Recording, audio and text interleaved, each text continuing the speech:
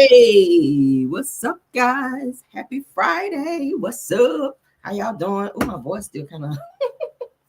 Oh, let me wet my whistle, child. I said, yeah, we good. Hi, good morning. Good morning, everyone. Thank y'all for waiting for me. I see you all coming in the building. I know it's alive, but I like to say building. Good morning. I see Rose is first, honey. Rose was ready for the show. Come on, Rose, coming in first. Rose Armstead is in the building. Shirley Terry is here. Mary Giles is here. Truth TV Podcast. I see my mods in here. Y'all in here deep. Lana Thomas is here. Sheila Washington is here. Erica Rogers is here. Lorraine Tyler is here. Deborah Banks is here. Living with Purpose is here. Brown Eyes is here. Ronnie is here. Maria Perry is here. Shirley Terry is here. Deborah Johnson is here. Cheryl Williams. Hey, girl. Cheryl Kinsey Smith. Good morning. Good morning. Kim Swenson. Good morning. Good morning. Good morning. Kim Jones. Verdi Tulu Taylor. Miss Pruitt is in the building. Shonda Allen is here. And everybody coming up in here. All right. We do have a great show for you guys. Happy Friday. Somebody woke up with a little money in the bank. Hey. Let's get a little music for that, child. Yes, honey. Hey. Let's see what I want to play. Hey. We're gonna have an early little twerk, honey. And somebody got paid today. Y'all woke up with some money in your bank this Friday. What up, Purple? Hey. Friday.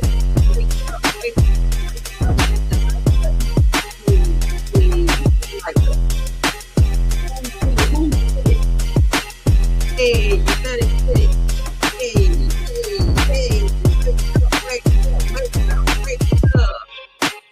Hey, that's all I'm gonna give y'all. That's all I'm giving you. Somebody ready to twerk this morning. Get your money, honey. Okay, who woke up and got paid today? Y'all woke up like, yes, bitch, we out here. Okay, I know that's right. Good morning. Okay, good morning. Good morning. Crafting with your flamboyant creator. Good morning, honey. Diane Gasaway. Good morning. Good morning. Who else, honey? Yes, honey. Miss Diane, thank you for the super sticker. I love you down, girl. Darlene Mungum, thank you as well for being here. Who else we got? TMC. I see you in the building, TMC. Yes, girl. Yes. Thank y'all for coming on in. Please do not forget to tap that like button when you come in. All right, so we can push this video because y'all know it's gonna be good. Y'all know you're gonna laugh today, and we're gonna act a fool a little bit because it's Friday, okay? So let's get into our show, girl, because we got one. Everything said in the video is alleged, and in my opinion, and is used for fair use and entertainment, okay? Let me get my stuff set up here so I can. All right. Yes, honey. See, we at the beach. Yes, honey. Let me lay back in these waves. Oh, all right. Let's get into the show. Let's get into the show. Child, I'm ready to win. I'm ready to lay in some real waves, like for real. But my vacation is coming up, baby. I cannot wait. All right. I cannot wait. Say yes. Say, am I green? Yes. I try to be a little. I like colors. When you get into like the summer, spring, or whatever, I like colors. Okay. Yes, honey. So this is for y'all, I guess. This is for my caramelians, for y'all watching me, honey. For the green, honey. All right, let's get into our show. Let's get into the show. Shout out to the Shade Room. All right. Do we have any politics this morning? I don't know. It's Friday. I don't really feel. Yeah, just like one thing. But so we're gonna breeze on through that and get it to the mess because I'm ready to be messy and I'm ready to act a fool because y'all know what it is. All right. Shout out to everybody coming in. So Illinois House, you guys, passes the Senate Bill 1953 requiring stricter police hiring practices following Sonia Macy's unaliving. Y'all remember that whole situation with Sonia Macy?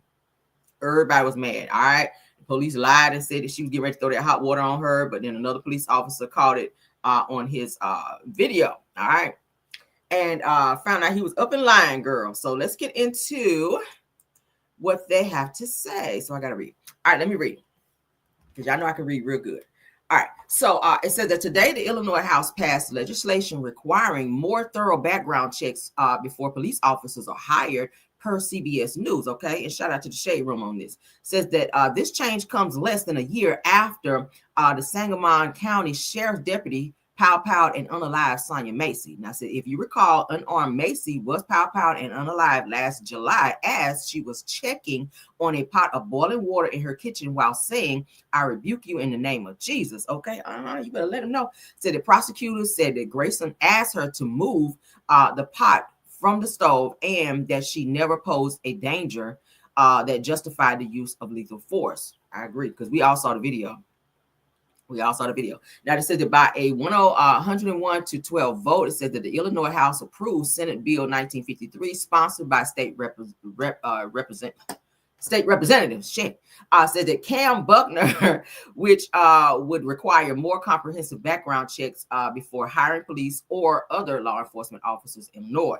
Said the police department would not be able to make final offers of employment for probationary or law enforcement officers unless they review all past employment records. They should. Say that this includes background investigation materials, duty-related physical and psychological fitness for duty examinations, work performance records, arrests, convictions, and any records of criminal, civil, or administrative investigations of conduct. Okay, yes, we need that. After the Tyree Nichols case, we need that for these damn officers. I really wish that they would have been suspended or maybe fired. Fired would be great.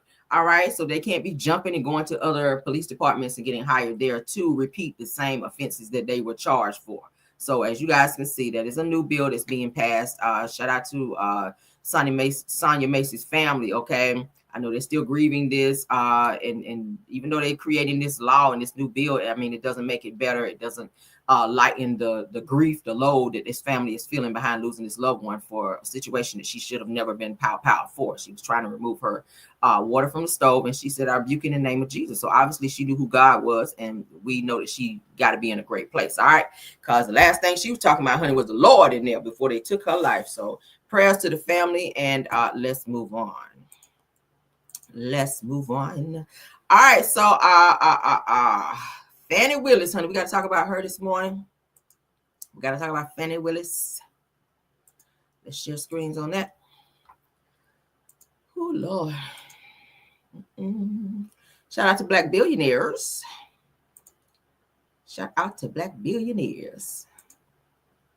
All right. Let's get down here. All right, so Georgia governor signed a new law, you guys, that would make taxpayers in Atlanta pay for Trump's millions in legal fees due to DA Fanny Willis dating her prosecutor. What the hell? I ain't got nothing to do with that.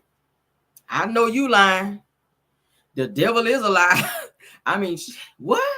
I don't pay for shit for Trump, like for real. Let him pay for his own legal. I mean, he's a millionaire, right? Don't you own several Trump towers and all these other businesses? Like, you pay for your own legal shit. I don't give a damn about Fanny out here busting it wide open. What that got to do with me? Don't be tapping into my funds because Fanny want to be out here busting it wide open with her co-worker for no damn Trump. What the hell? Let's read that again. Georgia governor signed a new law that would make taxpayers in Atlanta pay for Trump's millions in legal fees due to DA Fanny Willis dating her prosecutor. Now, I know we got some of my ATLians in the doggone chat, and I know we ain't happy about that shit, okay? Let's get into what it's got to say here. Let me see what's next. All right, let's go ahead and play this. It's a lie. It is a lie. Ms. Willis? You see. Mr. Sena, thank you. We're going to take 5 minutes. It is a lie. It is a lie. Ms. Willis? You see. Mr. Sena, thank you. We're going to take 5 minutes. It is a lie. It is a lie. Fanny said it's a lie, okay? Fanny, you better let them know it's a lie because they may not come tapping on my damn door about no money. All right. So I think that old boy was married during the time that they said that that Fanny Willis was over there busting it wide open with him. But let's read into what they're saying because I ain't happy about this. All right, get to talking about taking my money. I get mad. Shout out to Black billionaires, though. So Atlanta, Fulton County taxpayers will soon be on the hook for the millions of dollars in Trump's legal fees due to a new law signed by Republican Governor Brian Kemp. Oh, yep. You ain't getting in office next year. Voting your ass right the hell up out of there, Brian. Get your ass out of office on that boo-ish. Now, Governor Brian Kemp, signed a bill on Wednesday that will make Fulton County taxpayers pay for all of President Donald Trump's legal bills here in Georgia if District Attorney Fanny Willis is disqualified from the case and the charges against Trump are dropped. This some bullshit. Said that the Georgia Supreme Court still has to decide if Willis will be disqualified from the case. You better be found not guilty, girl. Okay. Says that the Georgia Court of Appeals ruled in December that Willis should be removed after it was revealed that she had an affair with the special prosecutor that she brought to the RICO case against Trump and several of his allies over attempts to overturn the 2020 election here in Georgia. I know y'all lying. Why we got to pay it? I'm not understanding that. Why we got to pay for something that Fanny was involved in? Fanny, get your Fanny down there and pay that money. I know you got it. I know you got $1 million at least. Put $1 million on that shit. Damn, knock the bill down. Trump, you get your ass in there and finish paying for it. You felon. You damn felon. Why they want to come after the why they want to come after Georgia taxpayers for the shit? Like, we already over here hurting. We're not hurting, but we already over here having to pay out a lot of shit every year anyway. Okay, for real. Like y'all, they ain't got nothing to do with me or any of the lanterns. And I'm gonna rename y'all lanterns, ATLians as they like to call them. What the hell? This sounds like some backdoor type of shit here. All right, I'm gonna have to look into this because this don't sound legal. I'm gonna have to talk to some folk about this right here. All right. And I'm gonna try not to get no charges while I'm talking to them, because y'all know my voice kind of escalate when I'm talking about my money, and they might see that as being threatening. So we'll see. I might have to take a drink or something while I have this meeting, so I can be on the calm down, because I'm a little more calm when I drink. But when I don't, it's turn up, bitch. All right, I'm talking about my damn money. Ready to snap off on the bitch. All right, but let's move on, child. Get talking about my money. All right, somebody else who trying to be tapping into our money, damn Walmart. Let's get into that. Thanks to Trump again raising these damn tariffs, Walmart out here tripping, talking about they about to raise their prices. Okay, you better roll them hoes back. You better put that rollback sign up there, Walmart. I'm talking about they about to raise something. I'm about to raise my damn voice in Walmart. All right, Walmart, honey, warns customers that prices are going up thanks to tariffs. Okay. Ooh, they trying it, y'all. Let's get into it. Shout out to Ball Alert, honey. Walmart, the world's largest retailer, has announced that prices of some products will go up starting this month, pointing to increased costs from tariffs as the reason. Said that the company says that it can't fully absorb the extra expenses from the new taxes on imported goods, especially electronics, toys, and even some food, child. Well, don't get my damn bacon from up over there in China. Get my shit from over here. You trying to fuck up? Don't be fucking with my thick cut bacon. Now, that's gonna really make me go off. Now, I'm already mad with Trump and Fanny Willis. Now y'all about to fuck up with my bacon over here, and I'm really gonna be mad because y'all know I gotta have my thick cut in the morning. My thick cut bacon. Okay, hold on, y'all. I had to get that windmill out of me. All right, so the tariffs, which are part of Donald Trump's ongoing global trade disputes, include higher duties on products from China, Costa Rica, Peru, and Colombia. See, I don't need my bacon from none of them places, child. Okay. Now, even after recent reductions, said that the remaining fees are still driving up prices on store shelves. All right. Now, it goes on to say that Walmart executives say that the impact will be felt more noticeably by the end of May and even more in June. See, they on some bullshit because y'all know the end of May. We get ready to be looking at, some holidays because y'all know black people, we going to be grilling. All right. So it's going to be a whole lot of fighting and carrying on in the store because ribs and shit about to go up because y'all know black people, we love us some ribs on the grill. Okay. Just in time for the damn holiday coming up here at the end of May. Memorial Day and shit. Here they go. But okay. So no, it will be noticeably going up, child, by the end of May and even more in June. See, that's when we be on the grill. May, June, July. And a little bit in August, too. Oh, black people, we're going to be fighting in the store. I already see it. Hold on. Yep, I already see it. So shoppers are expected to pay more for items like strollers. I don't give a fuck about no stroller. Toys, I don't care about no toys. And mattresses. Do I need a new mattress? Nah, it's still good. I said the products, honey, that are still made mostly overseas. Okay, so yeah, they're doing the damn most. So they said that though Walmart supports the idea of a more balanced trade system, it believes that current tariffs levels are still too steep and unfairly hit consumers. All right. It says that some companies are raising prices across the board while others are cutting certain products to avoid sticker shock. There's a sticker shock right there. Says that for Walmart, which already operates on thin profit margins, the trade war puts them in a tight spot. It says that what makes it worse, it says that speaking out against the tariffs has more become a political minefield. It says that when Amazon and Mattel tried to pass on price increases on even disclosed tariffs-related costs, that they reportedly faced threats from Trump himself. This motherfucker, he need to be out of office, okay, for real.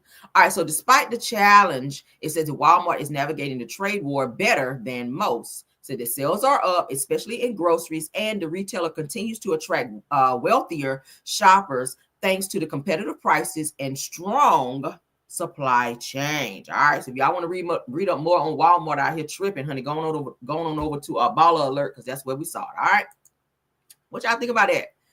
We got a lot of Walmart shoppers in the chat because they tripping. How y'all go up and raise? Child. Now I get it, tariffs are high and Trump, you the reason.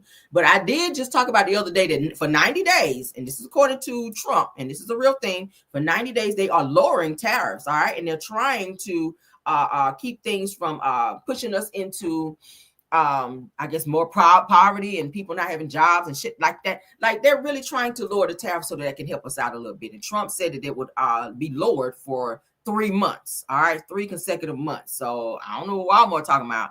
I know y'all taking a little crunch with the tariffs being raised and y'all having to pay out a little bit more, but shit, y'all got it. Walmart is $1 billion company.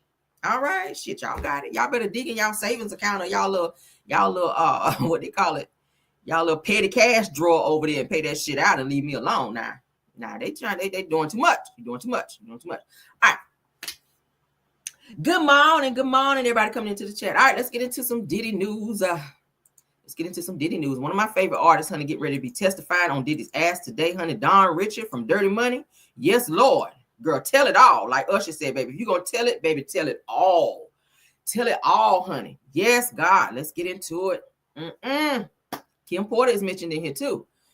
Let's get into it. Now, Cassie testifies that she was jealous of Kim Porter and frustrated over her difficulty of forming a relationship with Diddy's kids. Says that Gina, which you guys see at the bottom, which is another one of his baby mamas, that Gina child, not Gina from Martin, Gina was a constant problem in their relationship. Gina was. Now, if you guys have seen the documentaries and everything else involved with this Diddy case and Cassie, and she's even mentioned in Cassie's lawsuit against Diddy as well, Gina was running information back to Diddy and was a lot of the reason why Cassie was getting hands put on her a lot. Did y'all know that?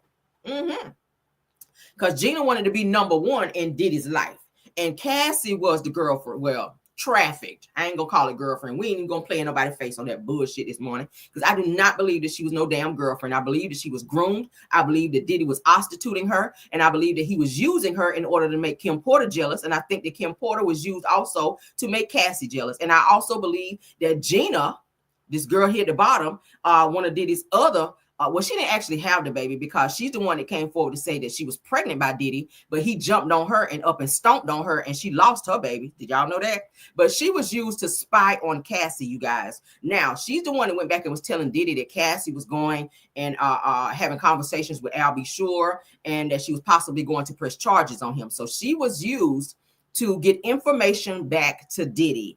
All right, so let's get into what it's saying here. Shout out to Neighborhood Talk because this case is really starting to unravel. And a lot of information is starting to come out. Some stuff that I didn't even know. And I've been following this case very, very closely. But let's get into it, honey. All right, so it says that during Thursday cross-examination from the defense, says that Cassie was asked about Diddy's other relationships. Now, on behalf of the defense, Anna Estevao asked Cassie if she was jealous of Diddy's ex, Kim Porter. She admitted that she had some jealousy of Miss Porter, who passed away in 2018 by, y'all know, pneumonia. Lies. Okay, Diddy took her out allegedly. And I stand on that. Allegedly. Put that on there. Said that she admitted that she had some jealousy for Miss Porter, who passed away in 2018. Said that she says that it was upsetting seeing Diddy spend time with his family and Porter for things like holidays, though they weren't in a romantic relationship. Said she says that they would also have freak-offs and would go and visit Kim afterwards. So that Cassie also admitted that she found out about Gina back in April of 2014, which caused multiple arguments because Diddy was messing with her too. Says in one message, she said to Diddy, "I don't want to be a side piece," but you were, girl. Says that, "But I'll treat you as a king." says that Gina also spoke on a relationship with Diddy in 2019 interview with Tasha K. I remember that, where she says that he also assaulted her. I just told y'all. He pinned her down on the ground, and he also then proceeded to slap her around. According to her, this is what she told Tasha K, because she did an interview. You guys can go to Tasha K after my show, of course, and you can look at that interview. But she was also carrying a child by Diddy. And she said that Diddy got mad at her and put feet on her, just like y'all saw Diddy doing Cassie, how he was stomping Cassie in that video. He did the same thing to her, according to her, which made her miscarry. So let's get into it. It says that as Cassie's testimony continued, that they also touched on relationship with Diddy's kids. She says that by 2013, that they had been together for 7 years, but she was unable to form a relationship with the children, which was frustrating. It also goes on to say that in messages, she framed it as Diddy was protecting his kids somehow. Of course, Kim didn't want her kids around no trafficking victim, because that's exactly what it was. I think Kim knew, because she was put in the same situation to where she was made to sleep with other people as well. Go and read it. Go look up on it. I mean, that's what was going on. Diddy was trafficking and prostituting all his women. Yes, he was. All right. It also goes on to say that I've been at the edge of tears this whole week. Says, I don't think that you sympathize with my feelings. She says, I understand that you're feeling like you need to protect your children, but after a while, it's like, for what? Said that they've known you and Kim to be together, unless there's something that I just don't know about. Said that those were babies when we started dating, according to Cassie in her messages. So she wanted to have a relationship with Diddy's kids, but Diddy was shielding his kids from her. And I feel like because he knew that he was actually using Cassie, not as being his girlfriend, she was arm candy for him because she was beautiful, still is beautiful. But he behind the scenes was being abusive towards her, allegedly, and he also was using her to for voyeurism and for explicit freak offs that they call it, child, in the case. So he was using her to exploit her and have her sleeping with all these men that she didn't even know, which ultimately landed in where they are now in this case. Okay, so as you guys can see, that's one piece of the puzzle. Let's get on to the next. I just told you guys that Don Richard from Dirty Money will be testifying today against Diddy. Praise the Lord. I love Dawn. You can't tell me shit about Dawn. When I tell you musically, I feel like she was so held back. And you guys know Dawn was in the group Danity Kane. That's where she started. All right. And from there, she got into the group that Diddy formed with Kalina, Dirty Money, which that whole damn album was hot. I ain't gonna hold you. I'm still listening to that shit. That's a whole bop. All right. You make my love come down. Hey, that's my song. But oh Lord, it's an Amber Alert, Lord. Lord, find the children, Jesus.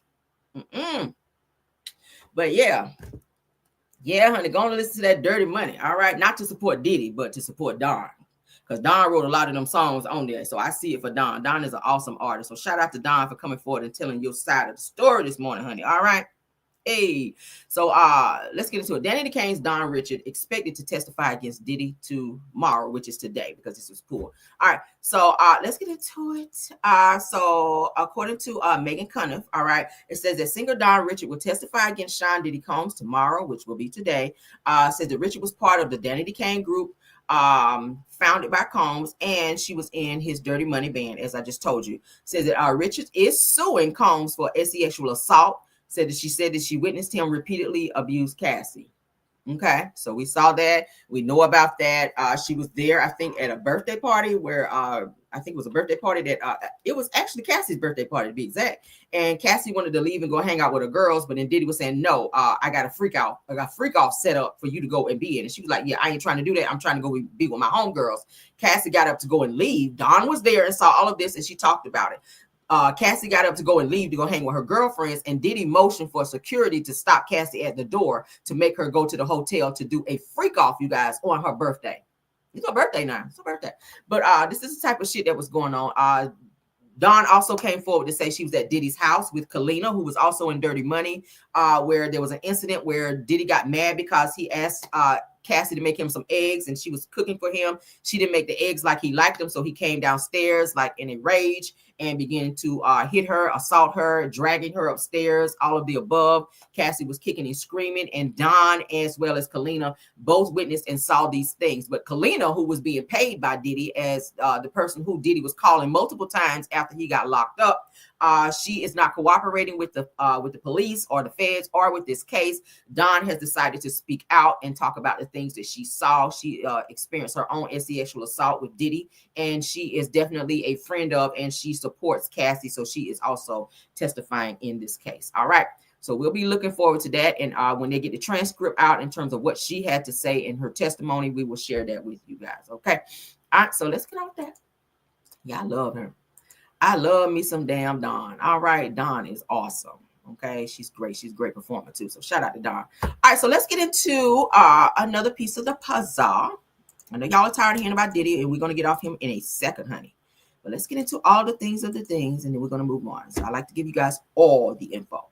All right, so next piece of this puzzle, shout out to Simone Redwine, because she is here on Celebrity Words. So I said, let's go ahead and see what she got to say, because she is an attorney. So we do respect what she has to say as she's giving her take on this Diddy situation. All right, now it says that a woman explains why Diddy settled quickly with Cassie's lawsuit. It says that Cassie sued Diddy and his corporation as an employee, and which triggered liability insurance. So let's get into what Simone Redwine had to say. Y'all remember Simone Redwine from Ready to Love? She she has her own YouTube channel. You guys can follow her there. I support her. And she also has a lot of breakdowns in a lot of cases. She also talked about the Jennifer Williams case with her new husband, child, a fraudster, Christian Gold. So she's been given a breakdown for that. Shout out to Mims, Make It Make Sense. He was at the case with Jennifer Williams and Christian Gold, and he reported back. And he and Simone Redwine actually gave updates on that as well. So shout out to her, and shout out to her, and shout out to her. Let's get into it. Shout out to Celebrity Word. Attorneys were really brilliant. They didn't sue just Diddy. They sued his corporation. They sure did. And they sued his corporations and sued in her capacity as an employee. When you do that, it triggers commercial liability insurance. Yeah.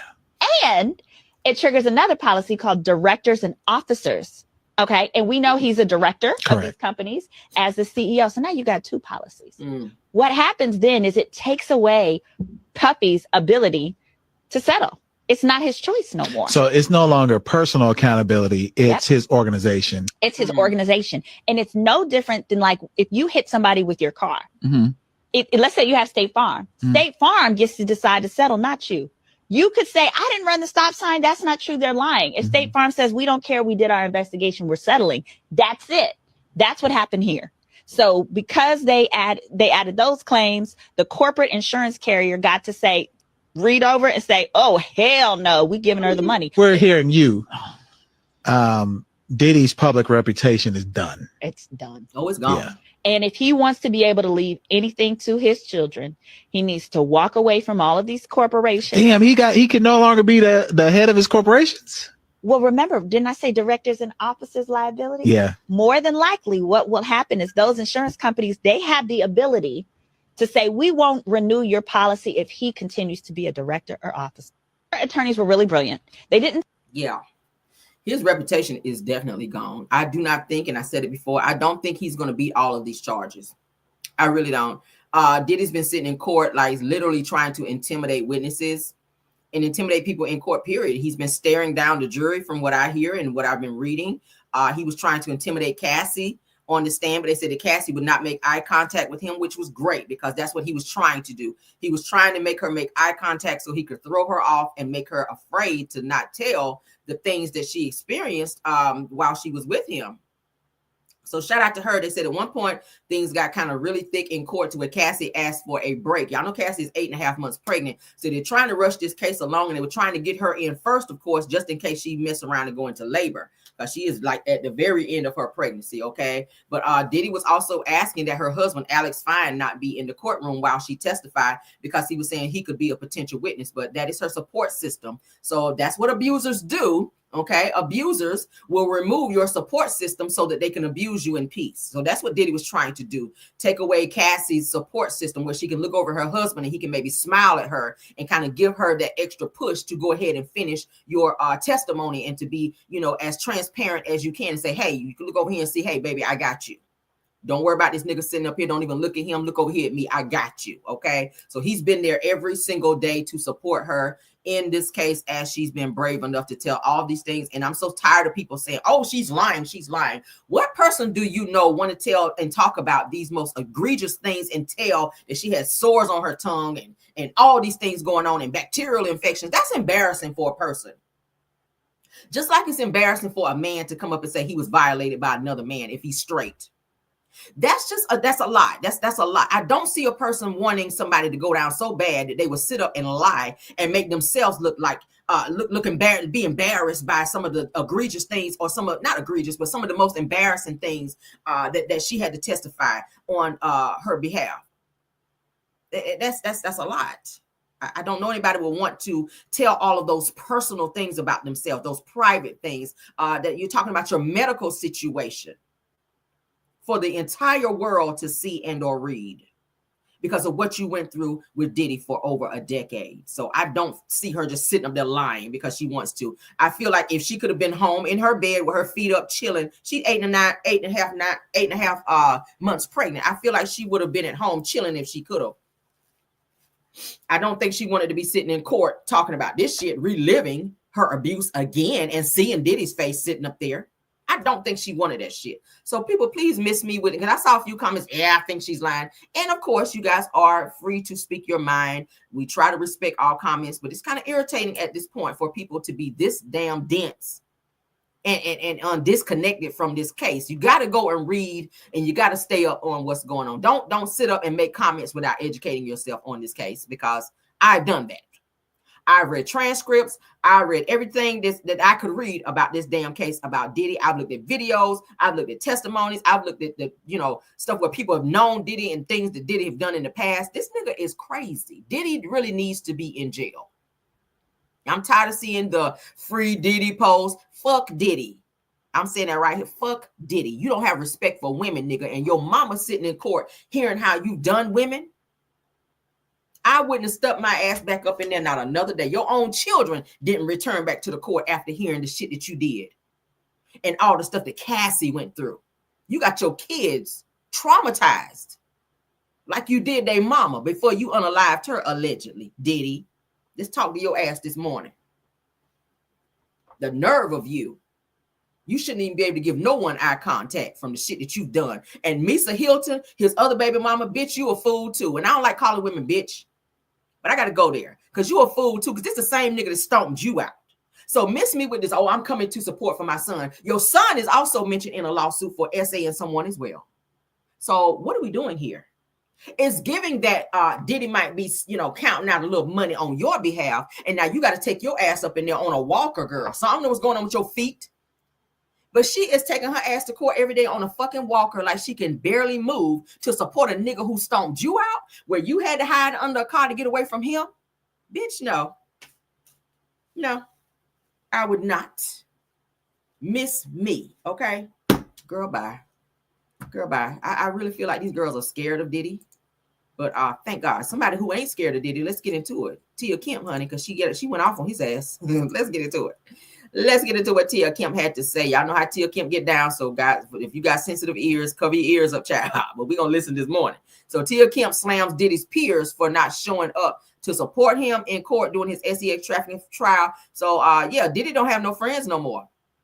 Diddy ain't got no friends no more to support him. The only people we saw coming to the courthouse to support Diddy was his kids. Where are all these people that were around you at these white parties, at these freak-offs? Where are all these people that supported you back then when you were that dude? Where are all these people that you were flying in and giving money to? And, where are all these people, Diddy? Everybody's trying to disassociate themselves from you because shit's really about to hit the fan. So you have no support system now except your mama, your daddy, and your kids. And two of them done up and walked off from your ass. Let's get into what Tia Kemp had to say, child. Shout out to Souls Radio. All right. Come on now. If Cassie husband can support her, all Diddy boys need to get over there in line, get over there and send them churn home from that trial. Them churn don't need to be hearing that stuff. The men that was there at them parties with the white on sweating and hugging up with them and all that, they need to be over there watching the trial. Period. Get your ass and hold up the them Ciroc bottles. All his partners and friends, they clutching their Cuban links now, ain't they? I know it is. Dog yard might need cut right now. Go help your friend and cut his yard. Turn on his sprinklers. Buddy. But I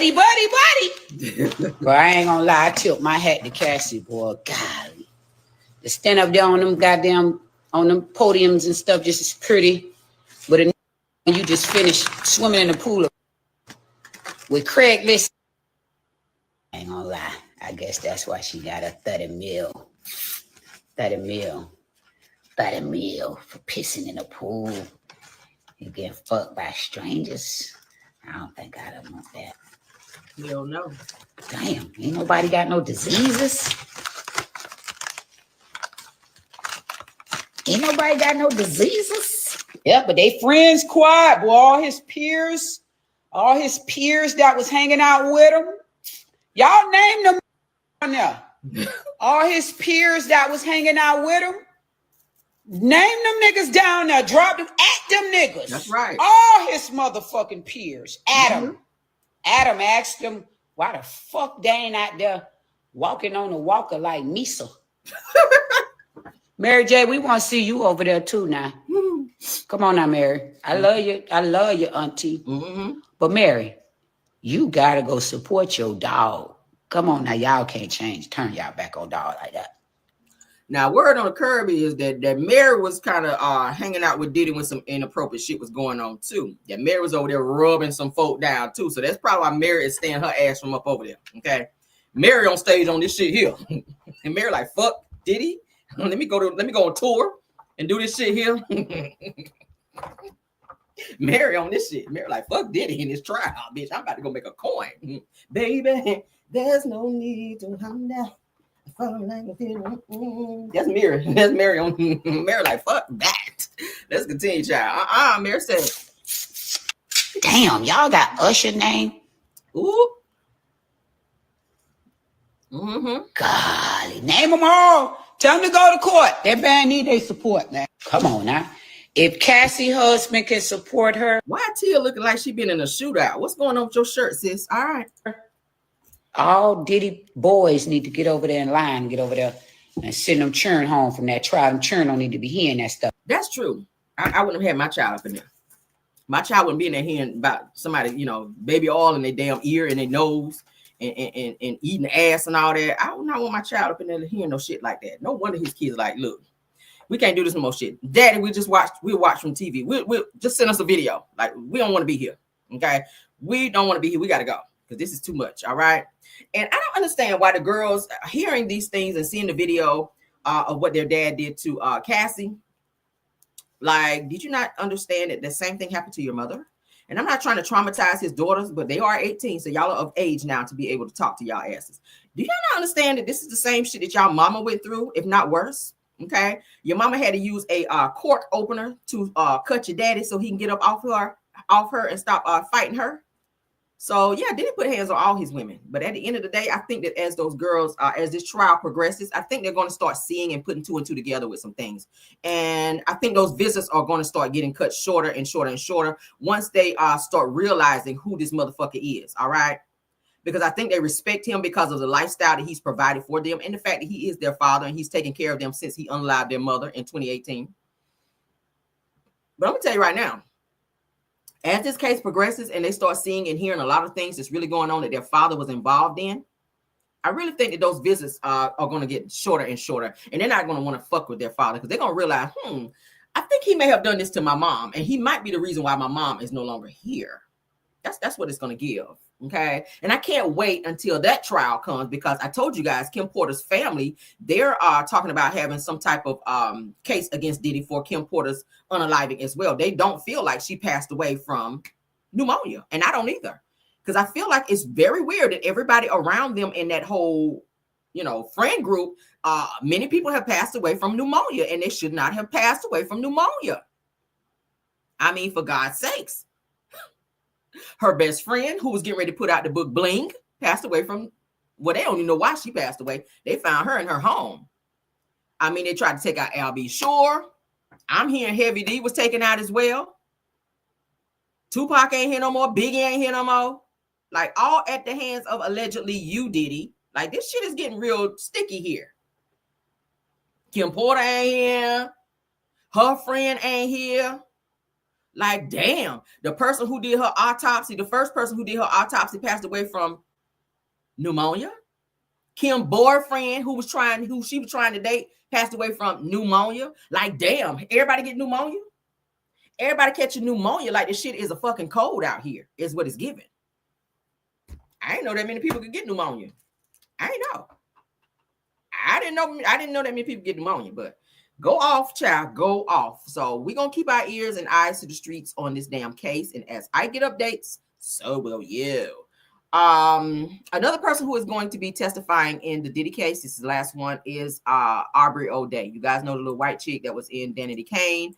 Let's go ahead and put this up. I'm not going to read all this shit because we already talked about it. We already talked about Don Richard will be testifying, but Danity Kane members Aubrey Oday and Don, like I said, will be testifying in the trafficking case.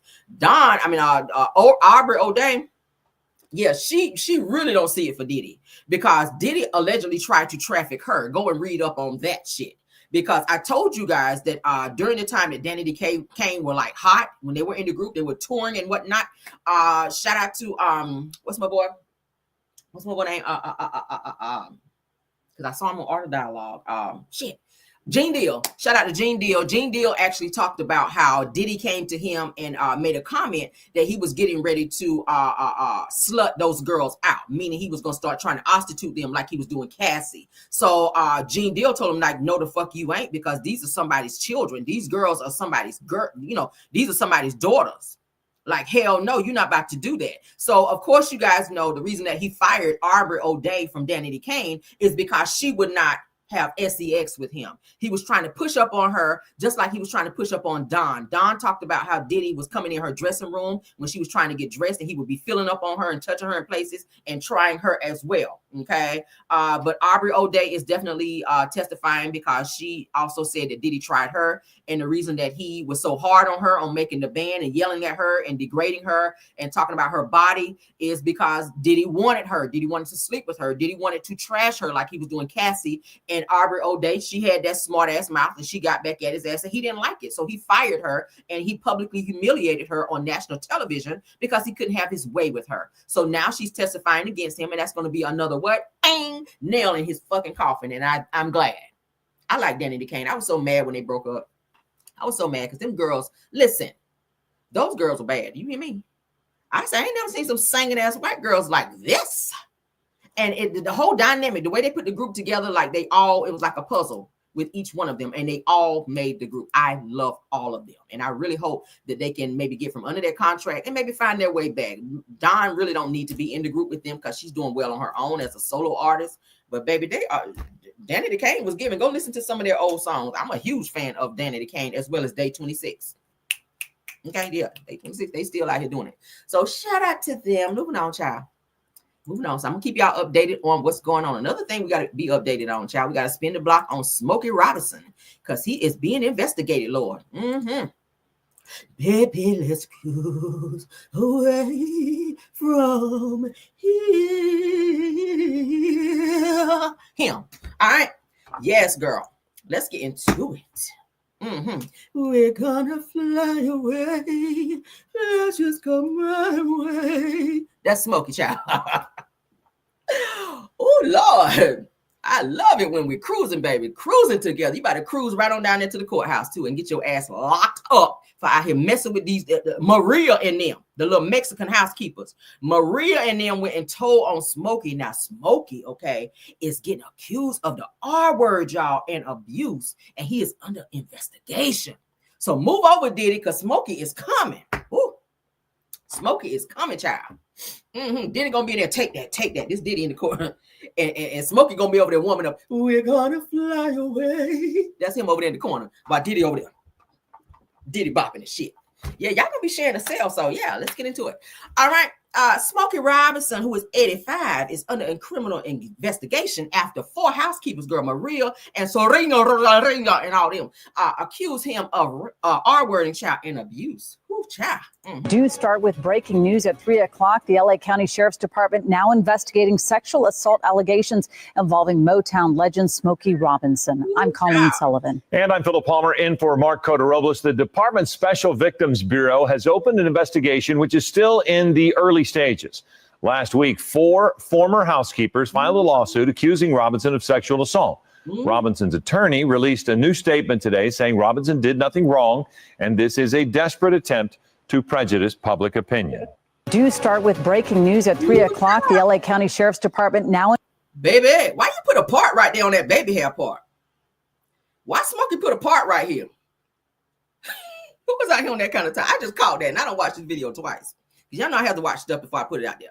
Why he done up and put a part on his baby hair? See, that's the first violation right there. All right, that's the first violation. Who's putting parts in their baby hair? Like, let me see. Yeah, no, I don't do that. I don't do that. Anyway, so as you guys can see, he's under investigation. Y'all, they are really taking this serious. They're taking it serious. All right, R-word and abuse, and they said his wife got something to do with it as well because she knew about it. They said his wife knew about it and she didn't say nothing. So she was in there putting on her 10 coats of Maybelline, girl, while her husband was over there, you know, how he be on stage like this right here, doing this shit here with the housekeepers, girl. And, you know, pulling them in, you know, he got his own, he make up his own dances, child. He be doing this shit here like he be doing on stage and doing that shit. And Maria and them said, no, I got to go scrub the toilet. I got to go fold the clothes, okay? What Celie said, what Nettie said on Color Purple when Mister was trying her, what you doing? I gotta go to school. What you doing? Ain't that what she said? That's what the housekeeper said, girl. What you doing? I got work to do. You paying me to cook and clean. And all of the things are the things. What you doing, Smokey? Mr. Smokey. You know, Maria and them call him Mr. Smokey. All right. The foreigners, they call you Mr. when they work for you. Okay. Mr. Smokey. What you doing? Okay. Oh, this ain't funny. Let me stop up. But yes, so Smokey, honey, Smokey is about to be smoking. And baby, you better wear Depends because y'all gonna be in court a long time behind this. They're not gonna give you no bathroom break, Smokey. So baby, put on 2 Depends, okay, just in case you leak through. But baby, put on your good Depends and go in there because you're gonna be sitting in court for a long, long time. You got 4 hoes to go through. Yeah, 4 Marias, honey. Maria Gonzalez, Maria Saldivaz, Maria Alejandro, Maria. Okay, Maria. You got 4 Marias cases that you got to go through. And they all looking for $50 million from your ass. And we know you got it because you on tour on this shit here.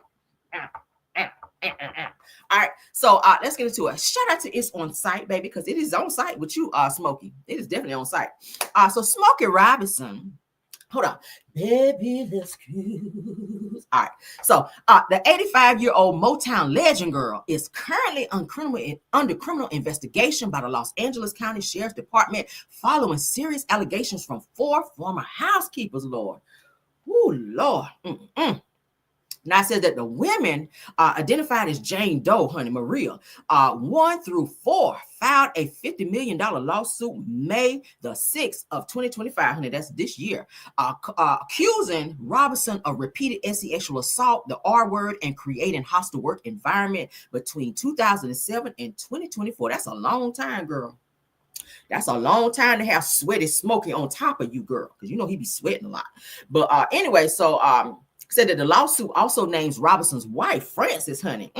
He said, Frances, get in here, girl. Me and Maria, and get in here, Frances. I can hear him calling her child. He done put it, Frances, get in here. All right. So his wife, Frances, is alleging that she was aware of the misconduct and contributed to a hostile work environment. Okay. So she was calling Maria and them hoes.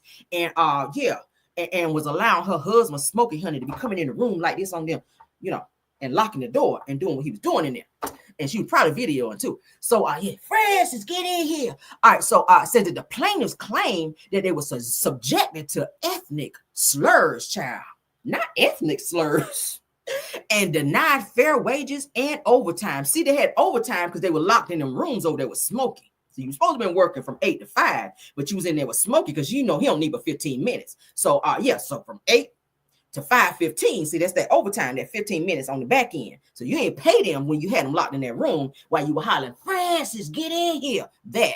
All right, so let's see. Now, Robinson's attorney, Christopher Frost, not to be named to be allegedly related to Kirk Frost, which is Rashida's husband over there on Love and Hip Hop Girl, has denied the allegations, calling them vile and false, Lord.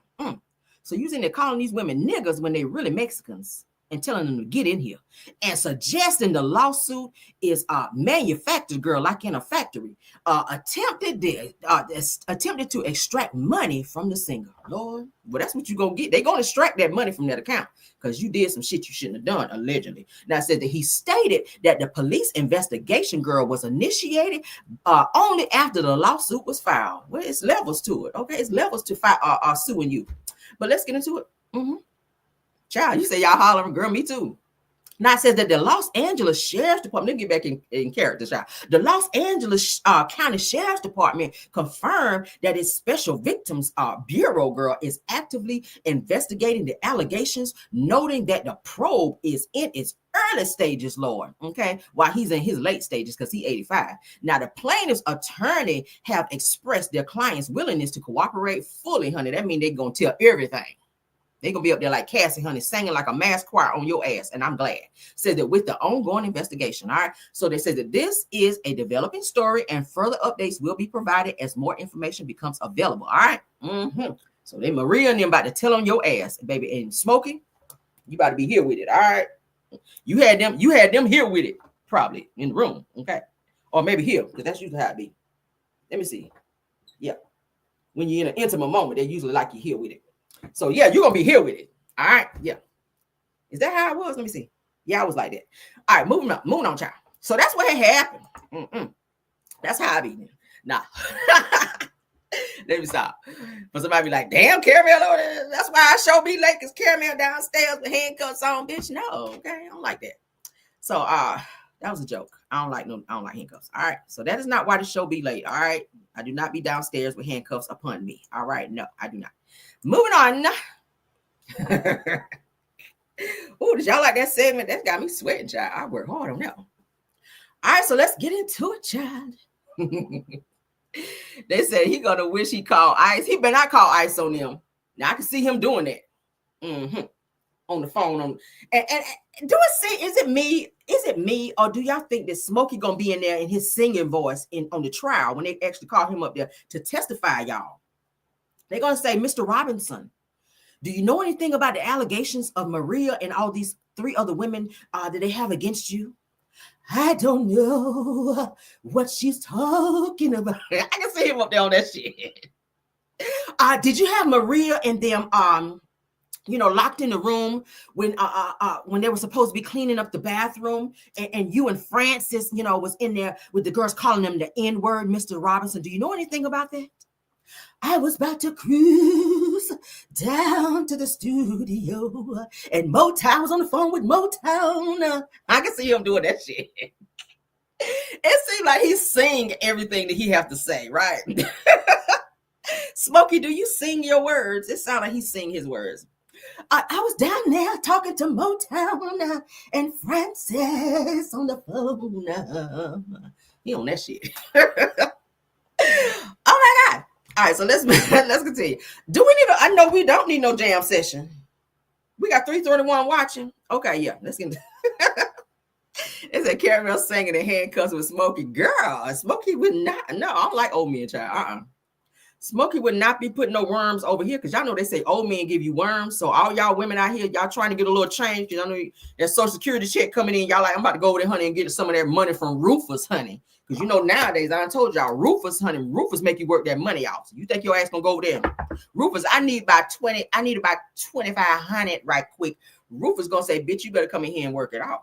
Okay, Rufus make you come in there because he got blue pills now. Rufus make you pay it off, child. Because Rufus make you come on in there. He gonna take that blue pill for you get there. And when you come over there, girl, you got to go in there and take your drawers off and get that money. I'm just letting you know. All right. So all y'all women out here trying to get y'all some old men that's old like Smokey Robinson. He still look good. He 85 and you coming over there trying to get some money. Rufus gonna say, bring your ass off up in here. Yeah. And you better come over there with no drawers on if you want the money real fast. All right, hike that skirt up and go in there and do what you got to do and get that money and get on out of there. All right, but let's get on into this jam session real quick. All right, boom. Boom. All right, hit that like button. Hey. Like button, go. Come on, y'all, because I got to do my stuff. All right, like button. Come on. Oh, maybe you learned that. Hey. Yeah, I hit it like boom.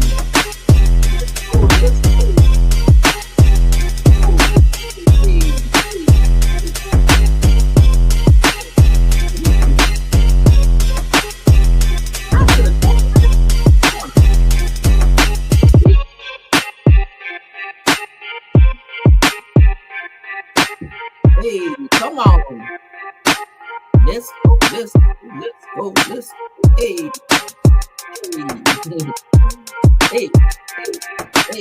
Hit the like button. Hey, hit the like button. Hey. Hey, hit the like button. Hit the like. 79. Hey. Yep, let's go, y'all. Y'all go tap that like so we can get into the school. Let's go. Hey.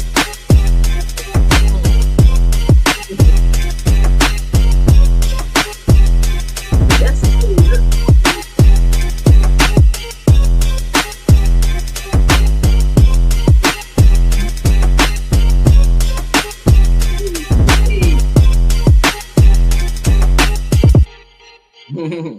All right, we're gonna run it one more time. Let's go. We're at 191. We almost there. Let's go. We need 200 likes. Let's go. Come on, B. Hey. Happy Friday. Right.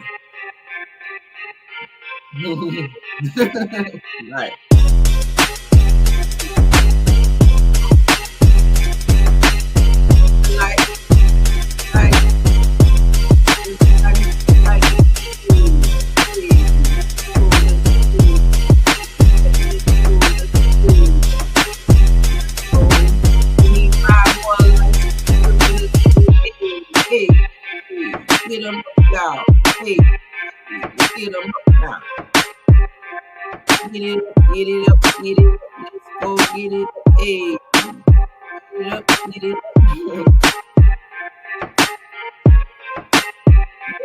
Let's go. Okay.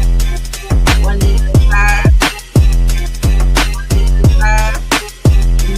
100 likes. Let's go. Everybody like this. You got to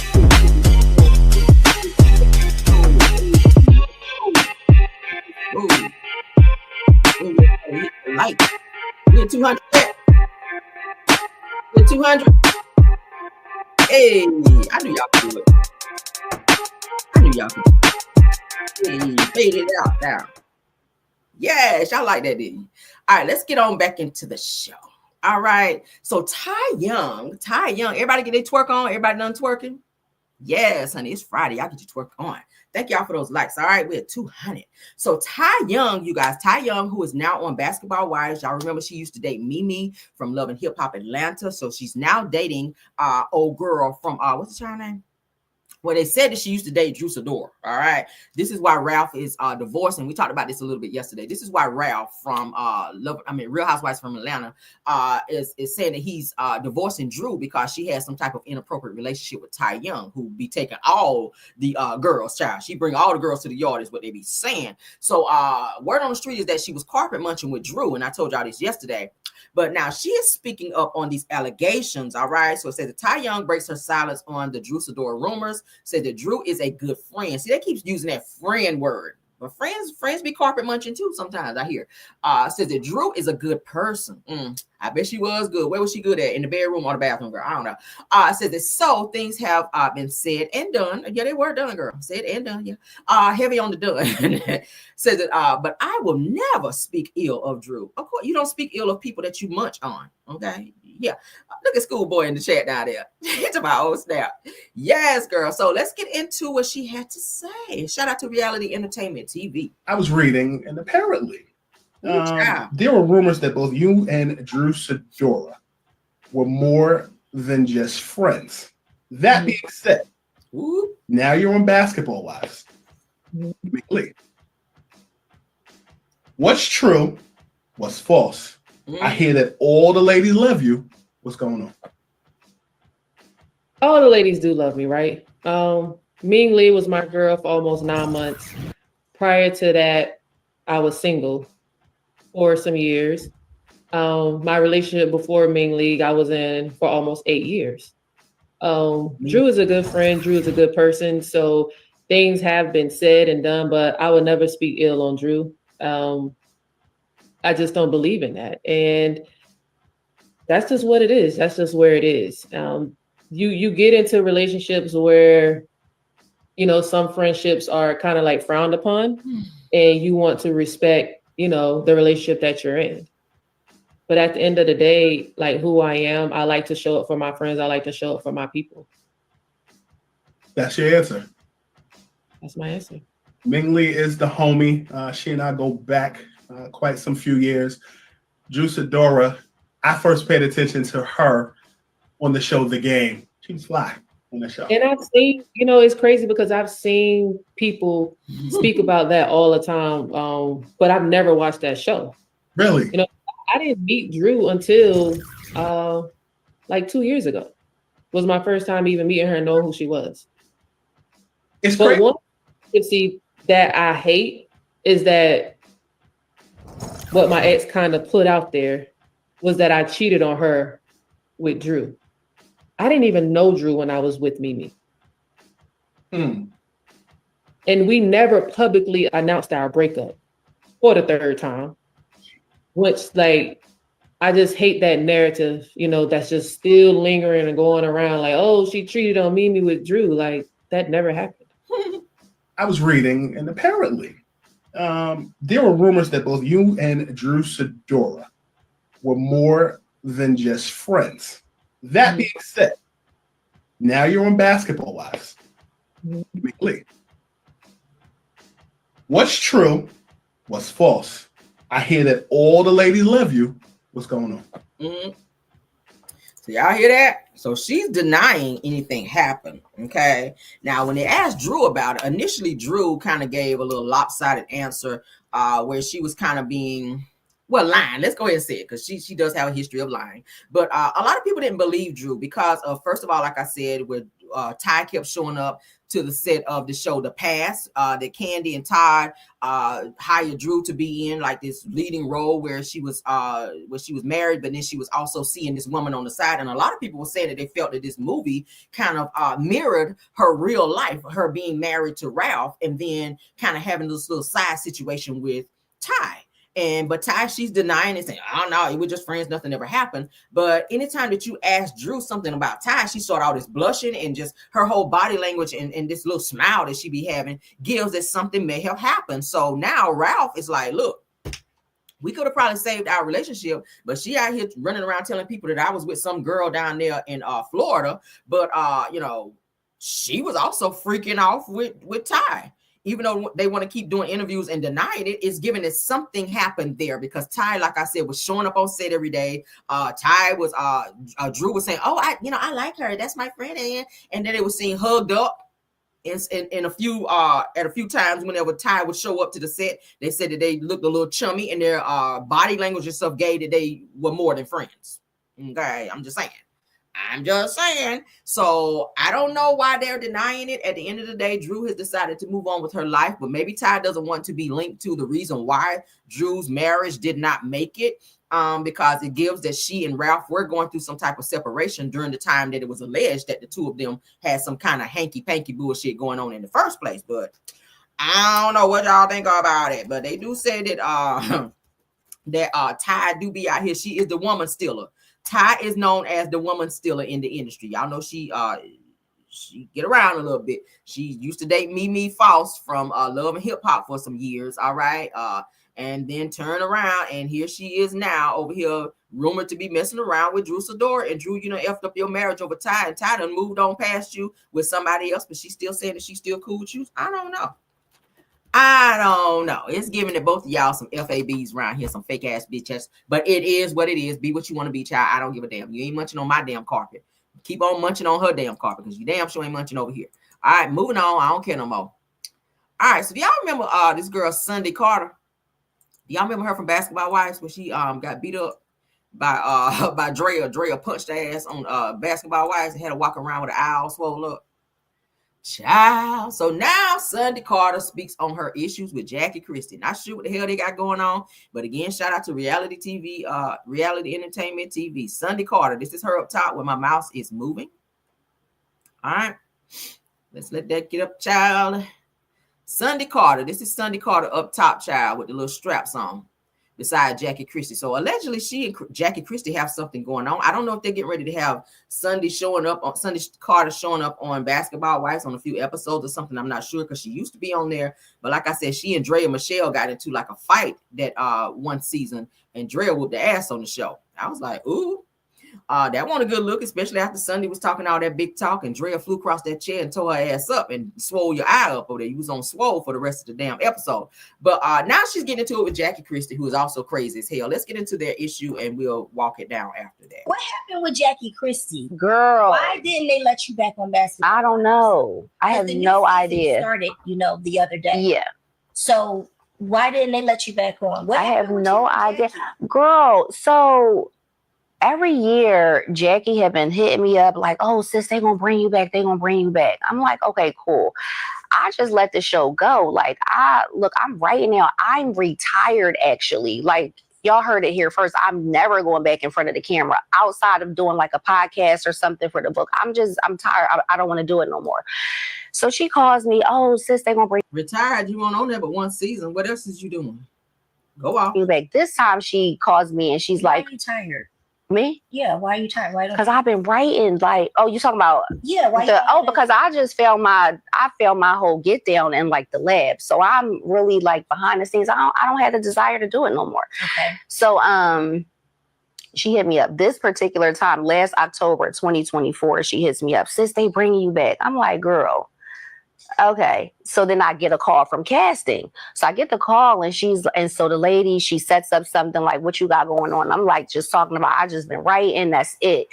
She's like, oh, tell us about, the connection with the Basketball Wife thing. So I'm like, well, the only thing I really got going on is that Kennedy, she ain't never seen her dad except for 2 times when she was a little baby. She don't even remember. Who was her dad again? Larry Hughes. Oh, shit. Yeah. And so,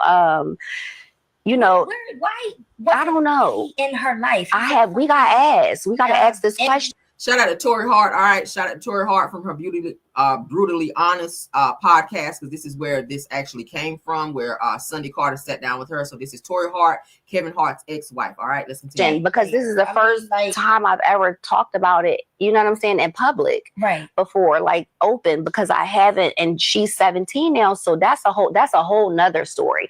Because now she's like in a place where she's asking questions. Her friends are asking, like, who's your? She looked just like him. That's what I was going to say. Look just like this person. Yeah. So it's coming from a place to where it's like that person isn't dead. He's not in jail. He's not in a coma.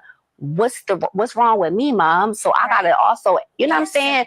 I gotta answer that, and that's a whole nut. Yeah, that narcissist. He tried my daughter too. But yeah, so back to Jackie, and again, I got brain fog because I told you the narcissistic abuse, but yeah, she called me. I do the interview or whatever. I tell her everything that's going on behind the scenes with me and Kennedy and that person. Everything seemed to be cool. She sets up the interview. I do the audition or whatever. Then I get a phone call from old girl telling me like, oh, they love you and this and that or whatever. They're going to bring you back, and they're, thanking me, telling me I'm going to be so happy. Okay, cool. So now it's just a waiting process. Me and her talking, and I rewrite a script for her that she had, and I do it in like 6 days. She was sitting on this project for like 10 years. So I do it. I send it back. Now we're starting to prepare because she's gaslighting me into thinking like, girl, they bring you back. I'm only taking her word. Did this so you could write for her. I don't know. I don't know why she did it. I'm just telling you what I did. So she used you for a script, held on to the script for 10 years and then you ain't heard shit from her. That's the oldest game in the book. But go off. Carlos King be doing it. Okay. Yeah. Right. And so I did that. And then she's like, so we start planning as if I'm coming back to the show. And I'm taking her word for it because you're the queen of Basketball Wives. You would know everything. You would know everything about production. You would know everything about casting. So you know who they're bringing back. So then for like 3 or 4 months, stuff just wasn't adding up. And I just was like, okay. I was telling her, like, on the creative side of things, I can write. Right. But on the flip side, as far as like the paperwork and stuff, I need you to do that. So she's like, all right, cool. It was never getting done. So now I find out she's shooting. She don't tell me she's shooting. How are you shooting? And you're telling me that they're not done casting yet. So that wasn't making no sense. So I'm just like, all right, that don't make no sense. But I'm so Jackie played in your face, girl. Jackie played all the way in your face. Thirsty to get my projects out there. I'm thinking I'm about to use this platform, to get my stuff out there. I'm a writer now. So she knew all of that. Me and her was supposed to be, joining our production companies, and she was going to roll out her talk show through our production company, allegedly.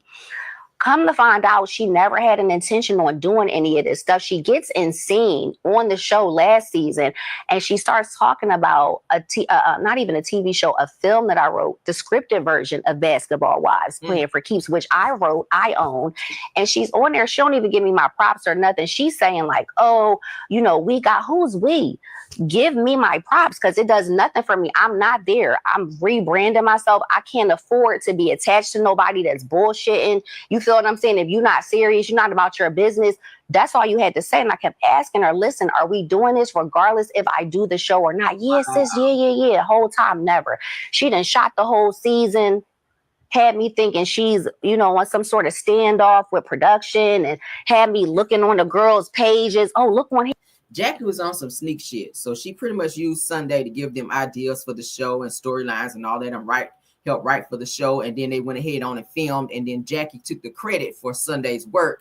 And now Sunday is feeling away, and she's blasting Jackie, letting her know, look, you're supposed to be my friend. Like, I'm giving you this. It was understood. I'm gonna give you this. You give me that. Jackie always likes to use that she's an OG on the show, and she got all these connections, and she can help this person get on, that person get on. And if it wasn't for me, she always like to pat herself on the back. Now, granted, she is the oldest bitch on there. She is, all right. But at the end of the day, Jackie, that was some snake shit that you did to Sunday. And I ain't even a huge fan of Sunday. But bottom line is, if she tried to write and help the show go in a certain direction that was going to give you guys ratings so that your ass can get a check in your pocket, then you could have given her a little shout out. Okay, y'all could have put her name in the credits or something. Like, damn, you could have shouted her out. You could have told production, hey, this was from Sunday or whatever, versus maybe taking all the credit for yourself, because now she's saying, hey, I'm trying to rebrand myself, and here you go on this bullshit. Child. Here, look on there. Whole time she in with production. Yeah, because they're not. Yeah, because they're not bringing me, your business partner. Oh, I'm, putting your name in the fold of things this way, that way. So they don't have no choice but to bring you. And it just was like, I need to see Shawnee. So I drove to Shawnee's church. Come on, church. Just to kind of like, you know what I'm saying, put some things into perspective. You ain't drive down to the church house down there, girl, bringing no drama down to the Lord's house over no damn basketball wife.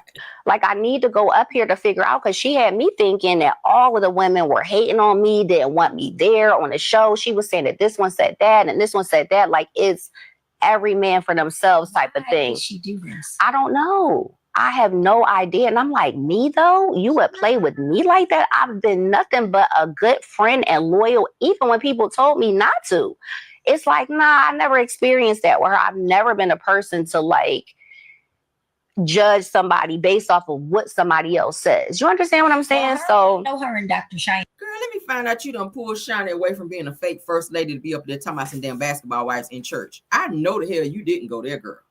And Bryant just got into it. They were going through something. No, I had no, and that's actually who she brought on the show last season. Yeah, I guess over me. And I'm not saying that she did it, but she was telling me like, oh, Cheyenne is, they're bringing her. So it's like they're bringing her over me. You feel me? And that was cool. But she could have just led with that. Like, listen, I gave production you, and I gave production Cheyenne. It's in production's hands. You're not So Jackie, you used Sunday in order to get her work and present it to production, and then you skipped ahead and got your daughter on the show and forgot all about Sunday, because that was not the agreement, it sounds like, according to Sunday.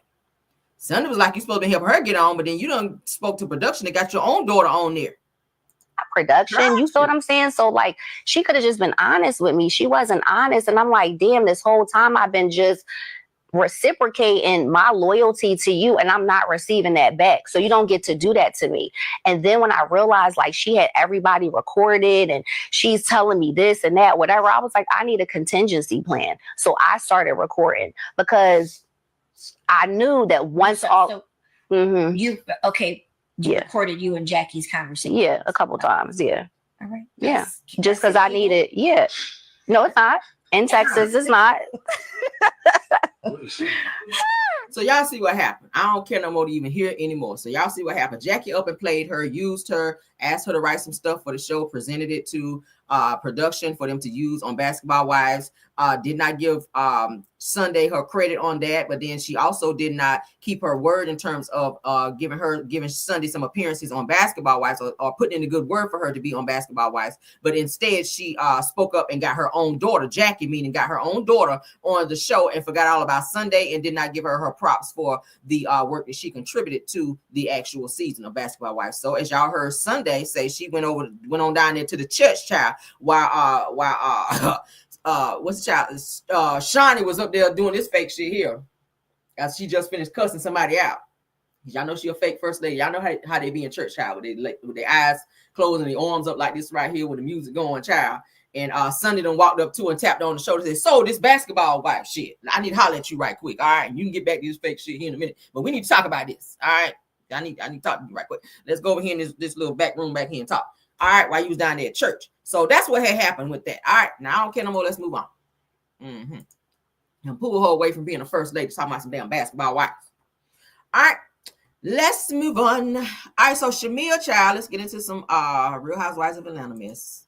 Shamil sits down with the Breakfast Club and still talking about this damn fake ass friendship with Portia, child. Please just move on with your life. I'm not going to keep talking about somebody that I don't want to be friends with no more, that's acting shady and moving wrong. I just ain't going to put that much energy into it. I'm not going to keep doing interviews about it. Like, it is what it is. If it's up and stuck, bitch, keep it up and stuck. I ain't chasing you. I chase no one. I ain't chasing no friendships, okay? It's given no. But Shamil Morton says that Real Housewives of Atlanta has changed her friendship with Portia.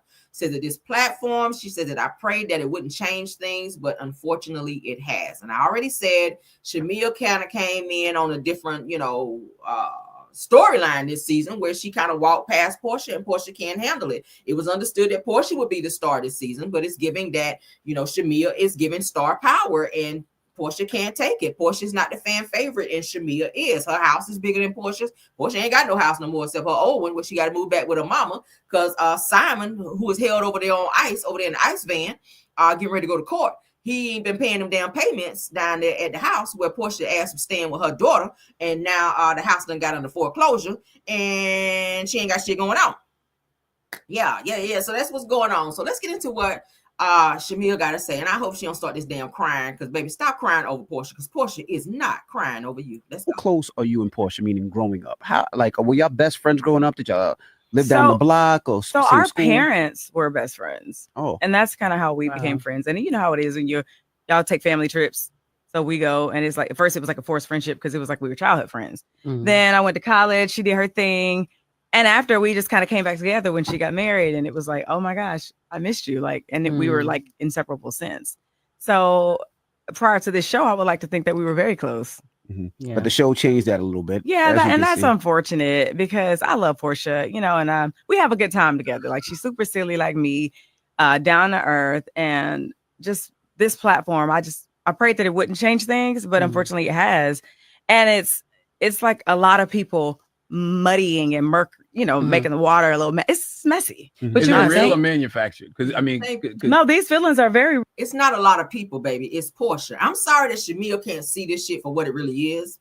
Stop blaming the people around you and blame the person that it really is. Portia is jealous of you because you have the life that she thought she deserved. That's all it is. You got to acknowledge when a person ain't being a real friend to you and moving funny. I feel like that Portia run up to you and be like, hey girl. She gives that. Hey girl, I miss you. What you been up to? It's some fake ass people out there like that. Watch your friends, okay? Watch your friends to be like, girl, I ain't seen you forever, girl. What you been up to? You look good. Them type. That's what Portia gives. Let's continue. Real. Like, I'm saying, do you think they're being that's- exploited like for a storyline? I think that they're just messy. Like, I think some of these women are messy, and I would never have allowed them to ruin our friendship or even muddy the waters.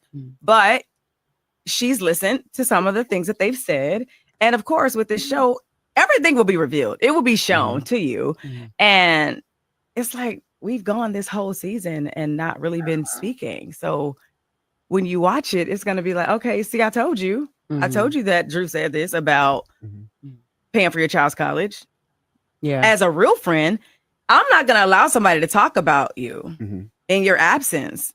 I think you should have been like, thank you for holding me down in my absence. Instead, she's like, oh, you're trying to start a mess with me and Drew. Or it's like, you brought it back. You exaggerated it. And I'm like, it was no need to exaggerate it. The girl said what she said. And I said that she said it jokingly, but she said it. And I didn't even add the part about, oh, I'll be able to buy her some snacks.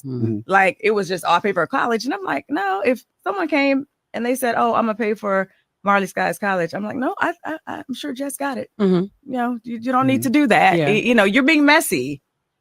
How much of the edits? I hate that. How much do the edits really affect it, right? Because there was one part, and you know, watched the show with my wife. I guess you guys were going out for dinner, and one of the girls, like first time meeting him, and then she threw a shot at Portia right away, right?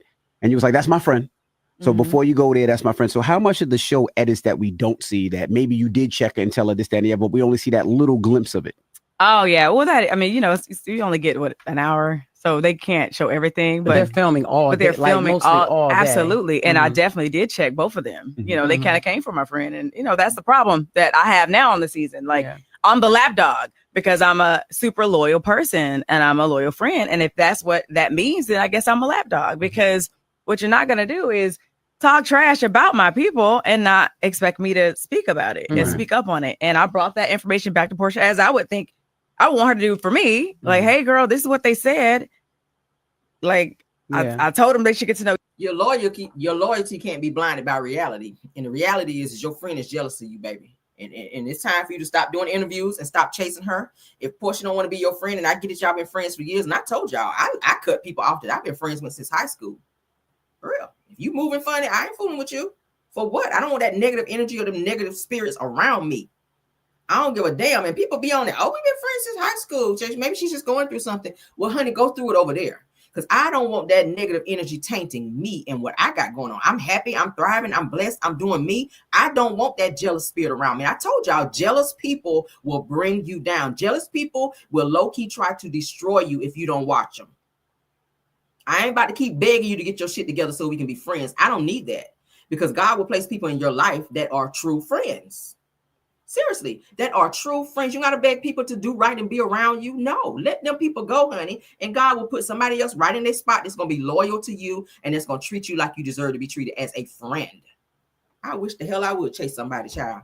I will replace your ass, though. Know that. Know ass AL.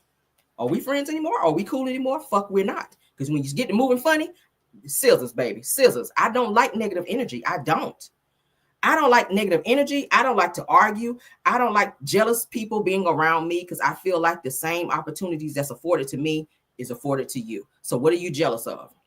What are you jealous of? Keep people around you that celebrate you and not tolerate you. And that's what I see here. That's what I see here. Portia, you made some very effed up situations in your life that landed you where you are to where now you're like from hand to mouth. Whereas Shamia can go anywhere, child, kick the door down, spin what she want to spin, pull up in what she want to pull up in, wear designer labels, red bottom this, Gucci this, Gucci that. And Portia is looking at her like, bitch, that's supposed to be me. You don't want nobody like that around you. No, ma'am. No, ma'am. Cut them off. And stand back and be like, okay, Lord, whatever you want to do, send whoever you want to send. I trust you. But this one right here, I gotta cut you, baby. I can't. I don't want no conversation. I don't want to go meet you for no drink. I don't even want you texting me. Okay. And if you see me in these streets, baby, be on your Cardi B, do not speak. I'm good. Because I don't like negative energy. I just don't like it. I don't like it. I don't like it. And when I see people moving funny, baby, I got to go. I got to go because I don't do that. I'm a positive person. I like positivity around me because, baby, you can't be blessed with negative, dark spirits and stuff around you. And when you clock it, you better clock it, okay? You better clock that T. Give him a shamar this morning. You better clock that T. Clock it, okay? Baby, you better clock it. You better clock that negative energy. Move around, honey. All right? Because God don't be blessing no mess. And sometimes you hold up your own blessings by having negative people around you. I'm going to go ahead and say it. Sometimes you hold up your own blessings. You say, damn, I've been praying about this for a long time. Wonder why God ain't gave me this yet. Because you keeping negative people around you just to say you got a friend. And it's not that serious. It's not that serious. You better learn to cut people off. Because he is not going to bless you in no mess.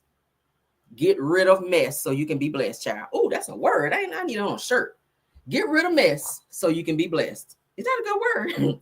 Negative people. I don't care if y'all been friends for 50 years. If they moving and acting funny, baby, cut it off. Cut it off. Okay, move around, baby.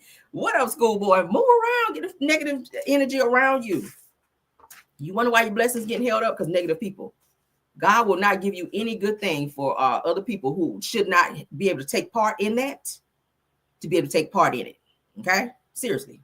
Everybody here got some level of blessings and positivity coming their way. He say, I will not withhold any good thing from you.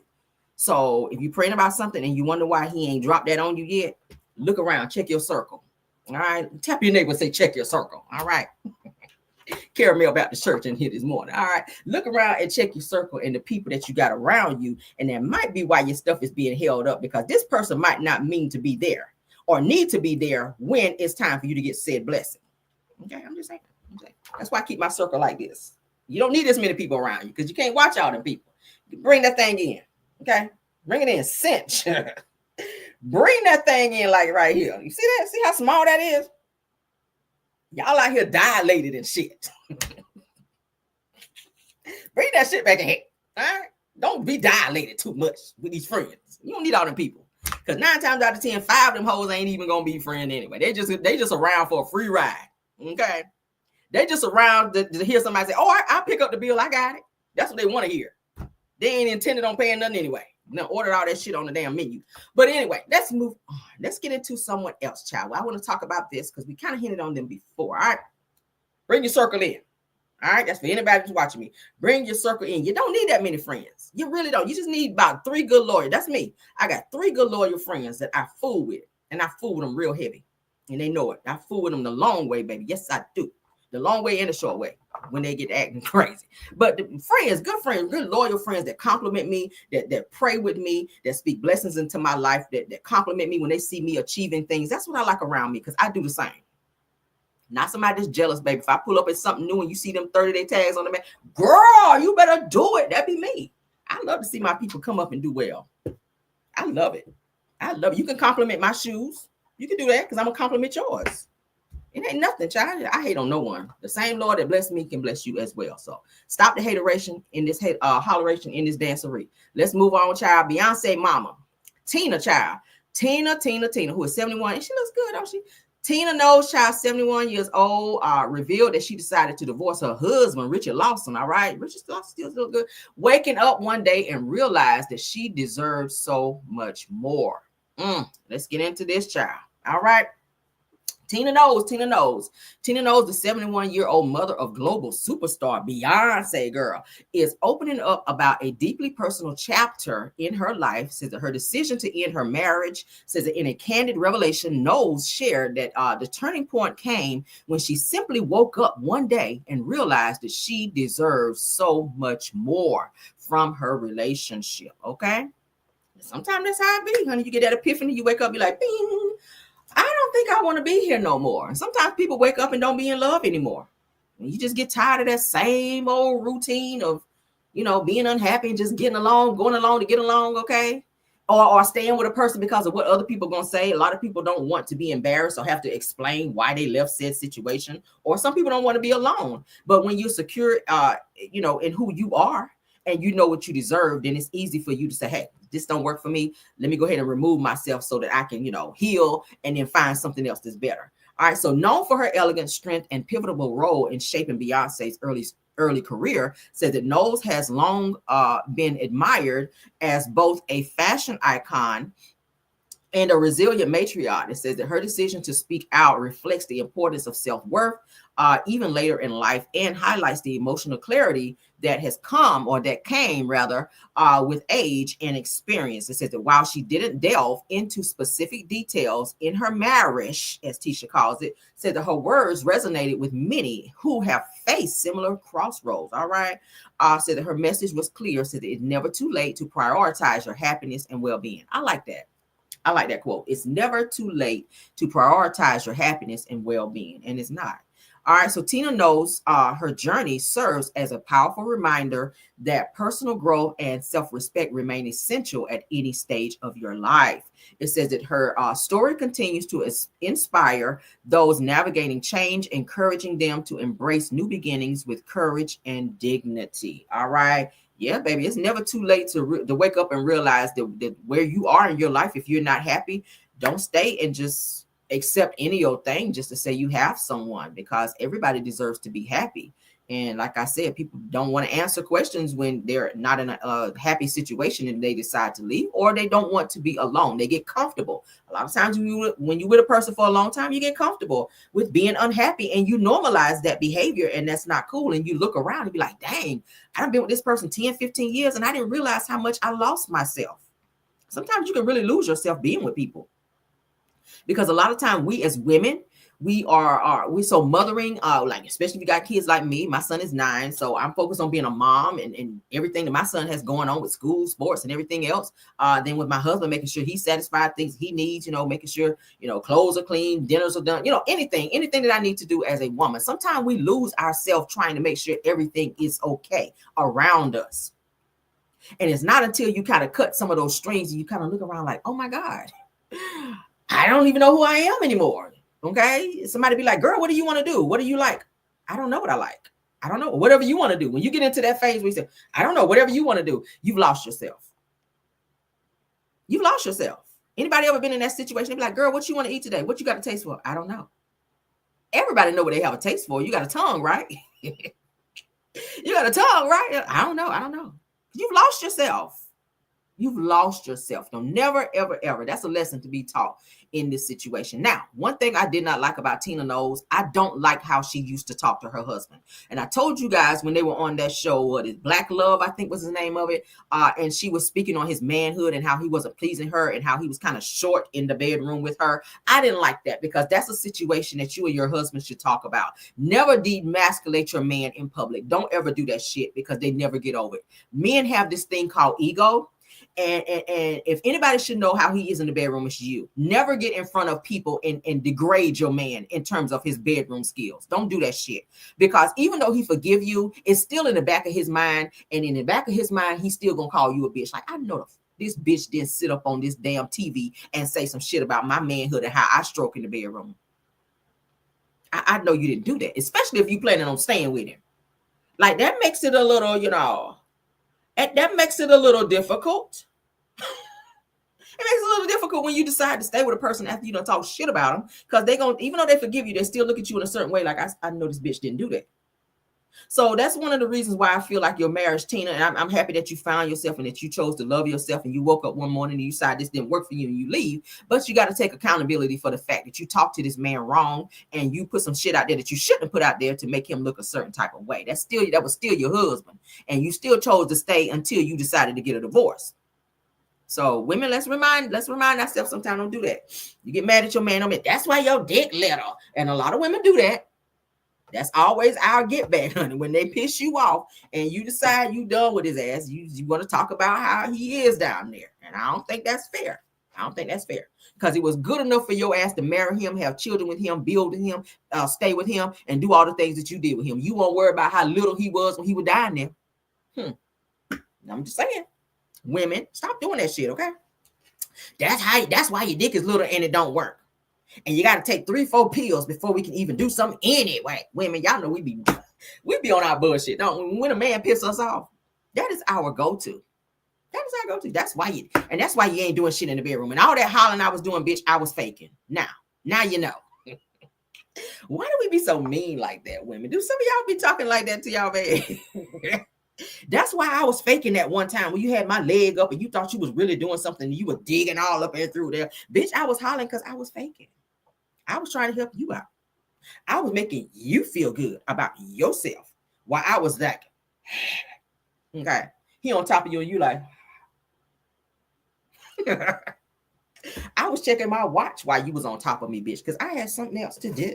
All right, I was waiting on you to get there so I can, you know, y'all be so fucking mean sometimes, women. Stop doing that, girl. Okay, your man on top of you humping his ass off. Y'all up there like, what time is it? Okay, yeah, you about done. Ugh, y'all be doing that to y'all, man. You about done? Damn. Oh, I gotta go wash my car. Shit. Y'all be so mean, Jesus. Tina Gills that. Tina Gills that she do that when Richard be on top of her stroking her ass. Like, bitch, I gotta go wash my car. And I gotta swing by the store and get another pack of bacon. Shit, hurry up. Put down this shit here.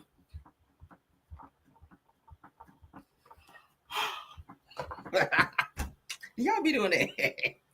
Not me, girl. Let's move on. Oh, y'all be too much. Y'all be too much, Lord. Child, don't be doing y'all men like that, okay? Don't be fucking up their ego. Don't do it. Don't do it. Don't do it.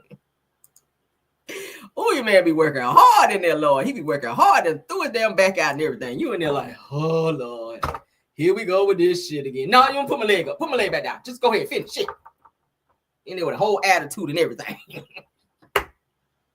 Y'all been there with an attitude when y'all man be trying to give y'all his Anita Baker girl that best that he got, and y'all just being there with a fucking attitude, women. We be so mean sometimes. Why do y'all do that?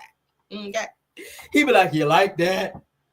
Why you asking me that? Just finish shit. Back up there with the y'all back on this shit. Just finish. You don't gotta talk. Don't do all the damn talking.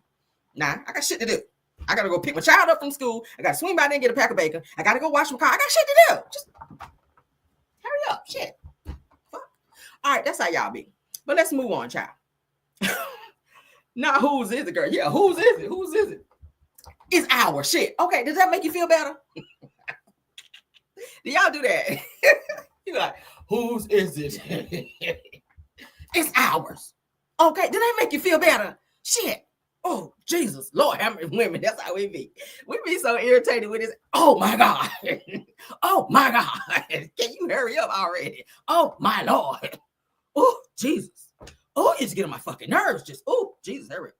And don't mess around and he asks your ass to flip it over, child. He want to get it from the back. Why? Why? I'm right here. Just finish right here.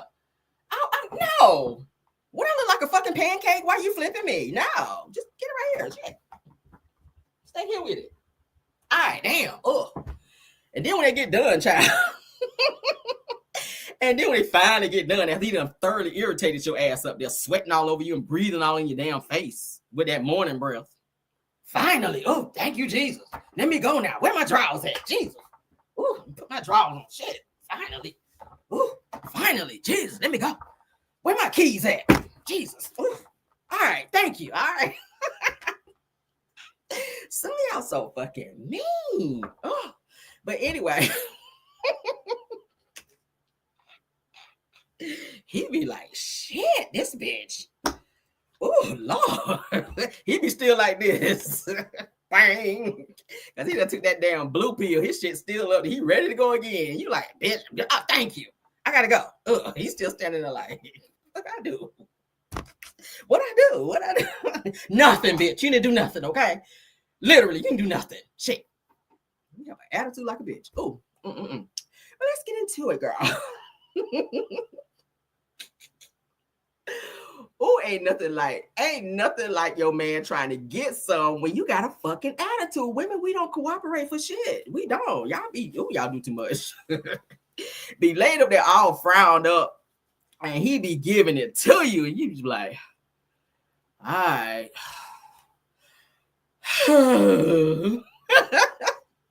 Breathe hard.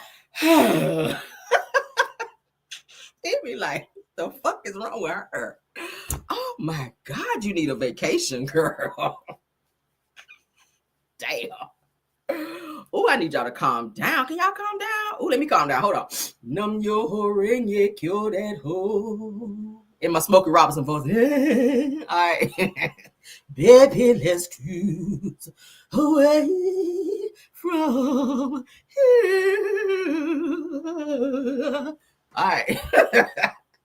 Let's put some Smokey on that thing. All right. We're gonna fly away. Do y'all play Smokey Robinson when y'all in the bedroom? I hope not, baby. Nothing makes the dick go down. Nothing will make your man go down, girl. He's playing that shit. Pleasure go my way. If y'all don't cut some Tank on here, okay? When we love, I want to hear that shit. That's what I want to hear. I don't know damn Smokey Robinson. Smokey, nothing against you. I know you got charges upon you and all that, but I want to hear Tank. I don't want to hear you. All right. When we, that's what I want to hear, that shit. Or some Tyrese or something. Not when he crying though, when he's singing.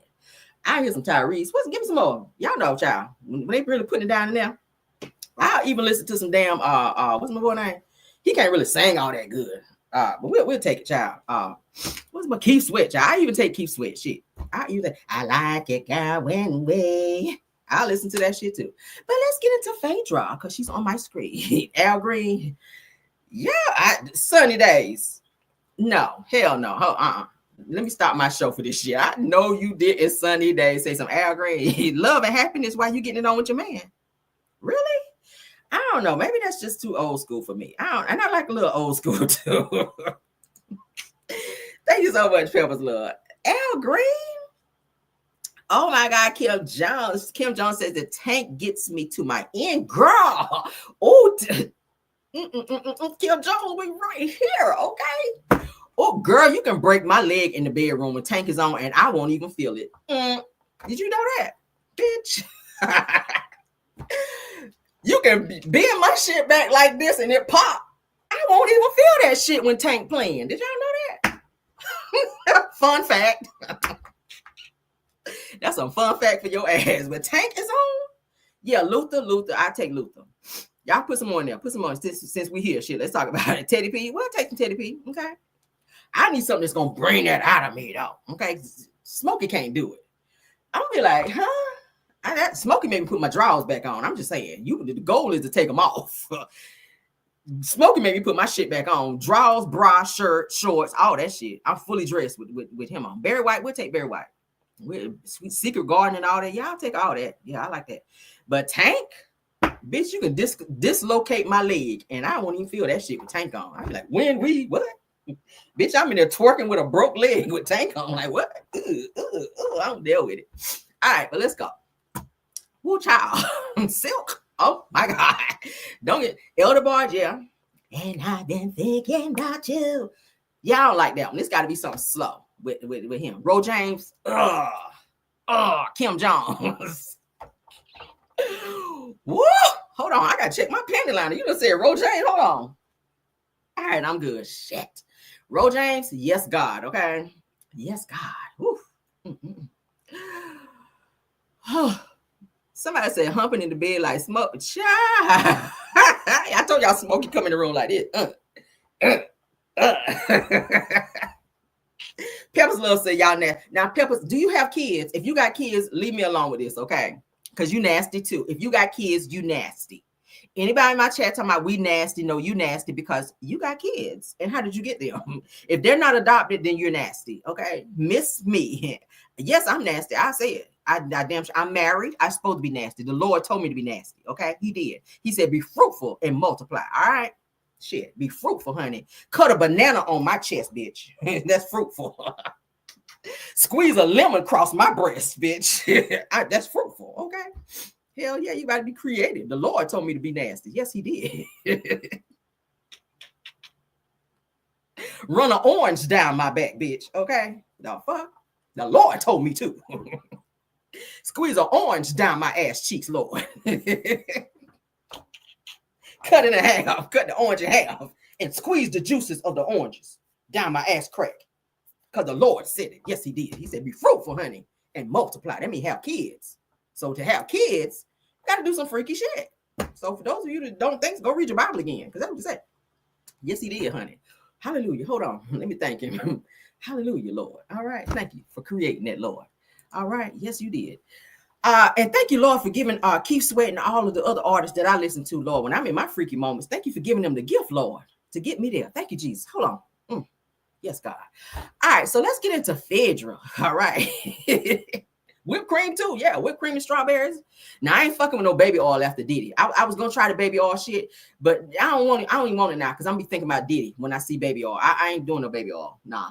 I'm sorry, man. Let me go back to you. Let me go. We about to finish the show, but somebody said baby oil. I can't do the baby oil. Sunny days, nah, I ain't gonna be able to do the baby oil because Diddy done effed it up. Okay. Any ambitions I had to do baby oil, I ain't gonna be able to do it now. Nope.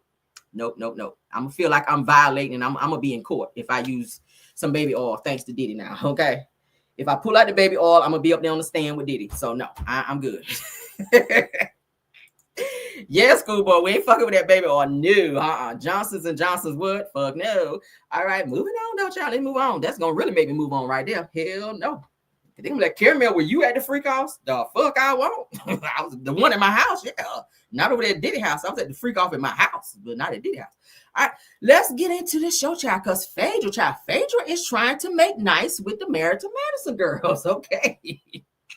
They said y'all can't find none in the stores. Child, sweet by Diddy house. They left some behind, I think, 5,000 bottles of damn oil. I'm sure they left some in the house. They didn't get all them damn bottles. But let's get into the show.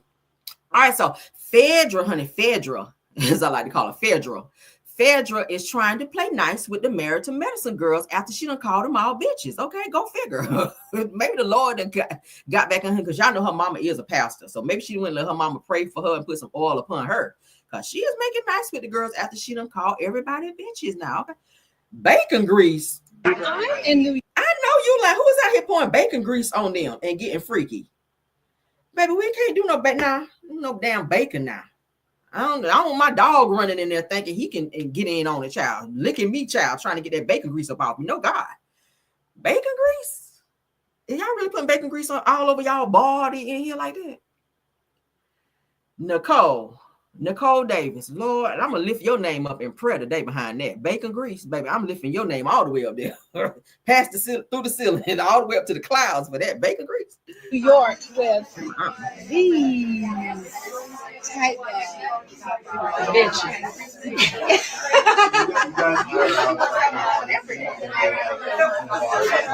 I'm in New York with these type bitches. Not these bitches, girl.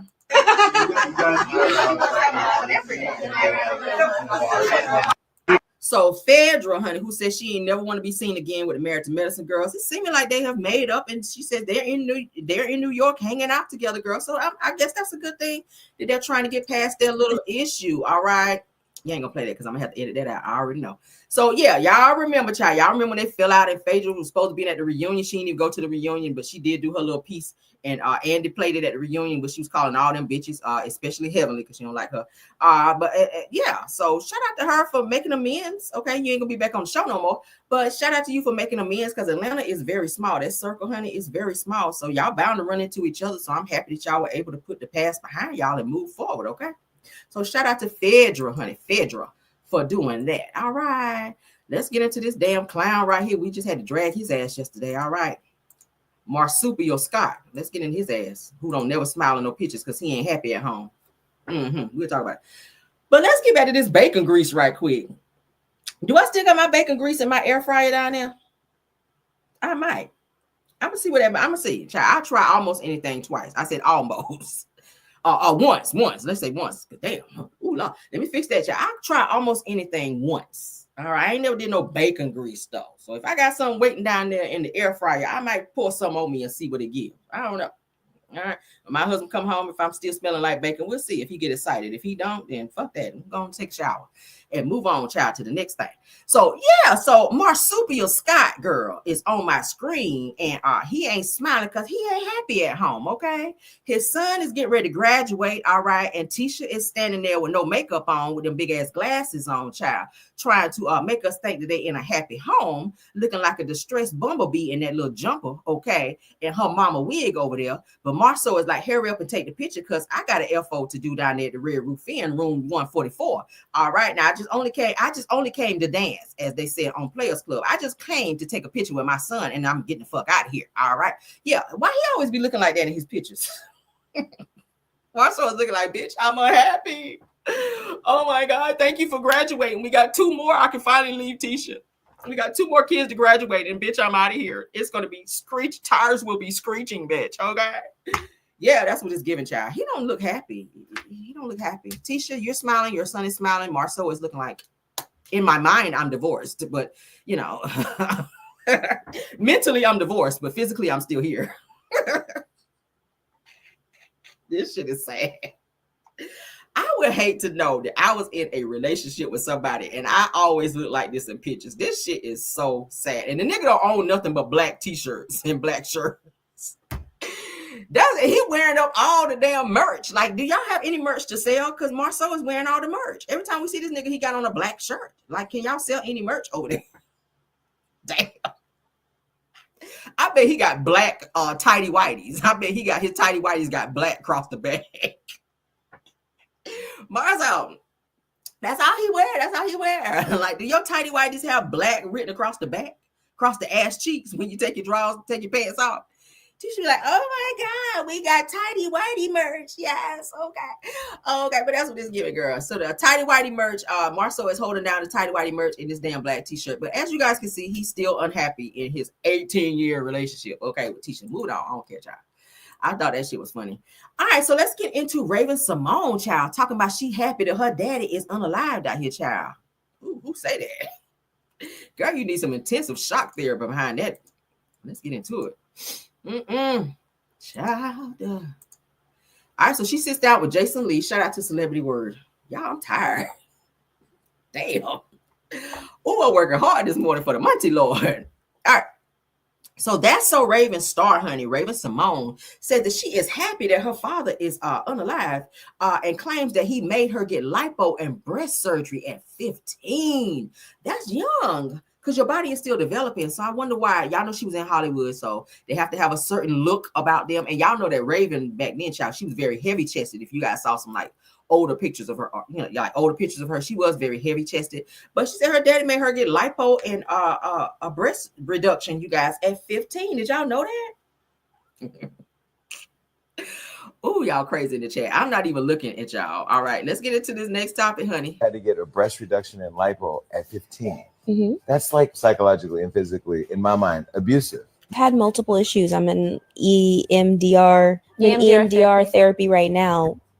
Undoing, reworking. I had to get a breast reduction and lipo at 15. That's like psychologically and physically, in my mind, abusive. I've had multiple issues. I'm in EMDR therapy right now. Undoing, reworking. I had to get a breast reduction and lipo at 15. That's like psychologically and physically, in my mind, abusive. I've had multiple issues. I'm in EMDR therapy right now. Undoing, reworking. I had to get a breast to get ready for what this book will say. And I couldn't until there were a few people that were no longer on this planet. I'm assuming you're talking about your brother? No, my father. Your father. He was a very interesting, narcissistic, abusive human. So the passing has been freeing and regressing for me to get ready for what this book will say. Damn, Raven. So you glad your daddy ain't here no more? Now I get it. That shit got to be something. He might have been like she said, he was verbally abusive and psychologically. But I don't know if I'd be like, oh God, I'm glad he gone. But I think that was a lot for her to have to, at 15 years old, get a breast reduction, y'all. Like, what doctor did that? Would you guys make your 15-year-old get a breast reduction? Like, that's kind of soon. Unless it was like something that was medically attached to said surgery. If it was like, you know, something that the doctor was telling you that medically you needed to get done. I just don't see making my 15-year-old, if I had a daughter, I would not be telling her, girl, your breasts are too big. Let's go down here and get a breast reduction right quick. Like, no. Hell no.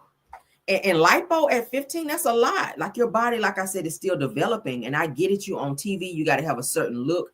But yeah, you could have, girl, go get you a gym instructor and lose some weight. Okay, get you a better support bra, honey, and get on out there and make that money. But I damn sure wouldn't be having my child under the knife like that at no 15 years old. Like, that's just a lot for a child to have to deal with and have to go through, my Lord. But that could be why she's a little warped in the head a little bit, because Raven be saying some crazy outlandish bullshit. And it could be due to the psychological abuse that she dealt with her father. Okay, rest in peace to him. But child, she said she glad his ass is gone. Ooh, child, that's a lot. So let's move on. I ain't got no more on that. That's a lot. So let's get into DDG, child. I'm trying to keep y'all updated on that. I don't really care, but it's news, and I'm trying to keep y'all updated on that. So let's get into it. How many more topics I got? Okay. All right, so after DDG, then we got this last. All right, so let's get into DDG, child. Now, as you guys know, a part of his restraining order is he's not supposed to be speaking on Halle Bailey or this baby because, you know, until June, I think it's June 4th when they got to go to court. As I told you guys yesterday as well, Halle Bailey did one-up him, and she does have custody, sole custody, physical custody, all that custody, child, over their baby, Halo. So he's over here, child, feeling in his feelings, and let's get into what he has to say. All right, this is DDG. Let's go ahead and share it with y'all so you can see along with me. Child, they still fighting. Still fighting after you done slammed the head into the damn steering wheel and put bruises on her arms. Now you sitting here playing victim and sounding all sad. Let's get into it. That's 2 months. Child. Like, I ain't gonna lie, like, I was thinking, like, my life is going too good right now. You feel me? Like, it's almost like too good to be true. You know, my streaming taking off. I made a great album. Everything's going amazing. It's like, sometimes I don't know if that's just I don't know if I put negative energy in the air myself, but like, as I started growing faster and faster, and things start happening, and then, you know, good things start happening in my life, I kind of just expected something. You feel me? I didn't know what, but like, that's usually how it goes with me. You know, it's like, it can only be good for so long.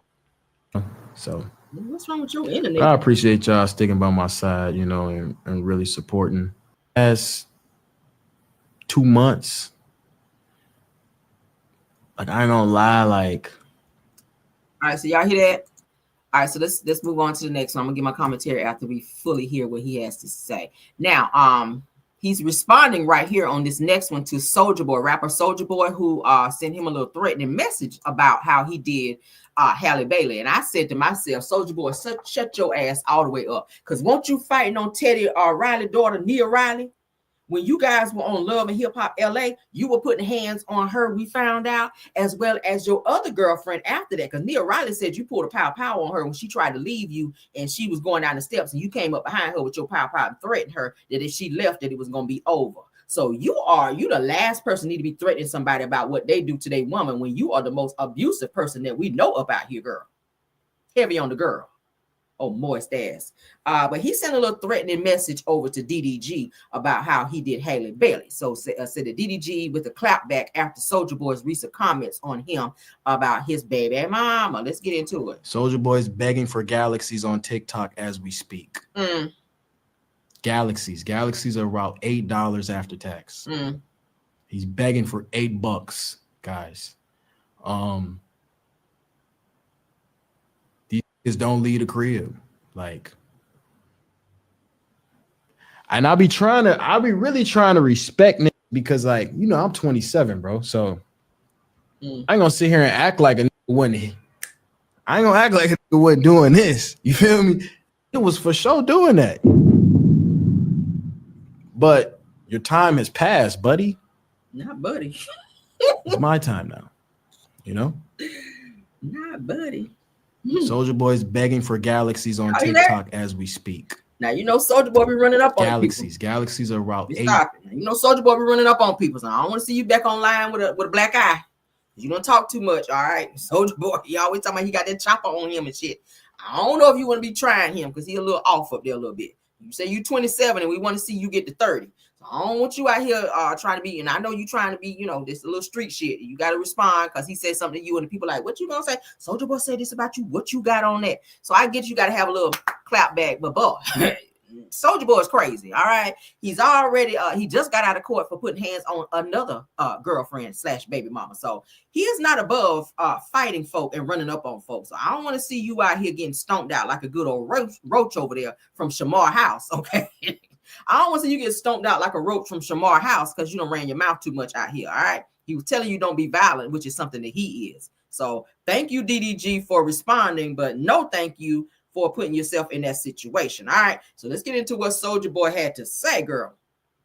All right, so Soldier Boy says to, because y'all see his name, his little nickname is Draco. Y'all know what the Draco is. All right, so Soldier Boy says to DDG after this situation of Halle Bailey coming out saying that he put hands upon her and left bruises and also chipped her tooth after putting her head like that on the damn steering wheel. All right, so Soldier Boy says to DDG, said that you a bitch ass ninja for putting your hands on Halle, little ninja. Says that Pontiac made DDG, says that if I catch you, I'm beating the fuck out of you. Ooh, that's a threat right there.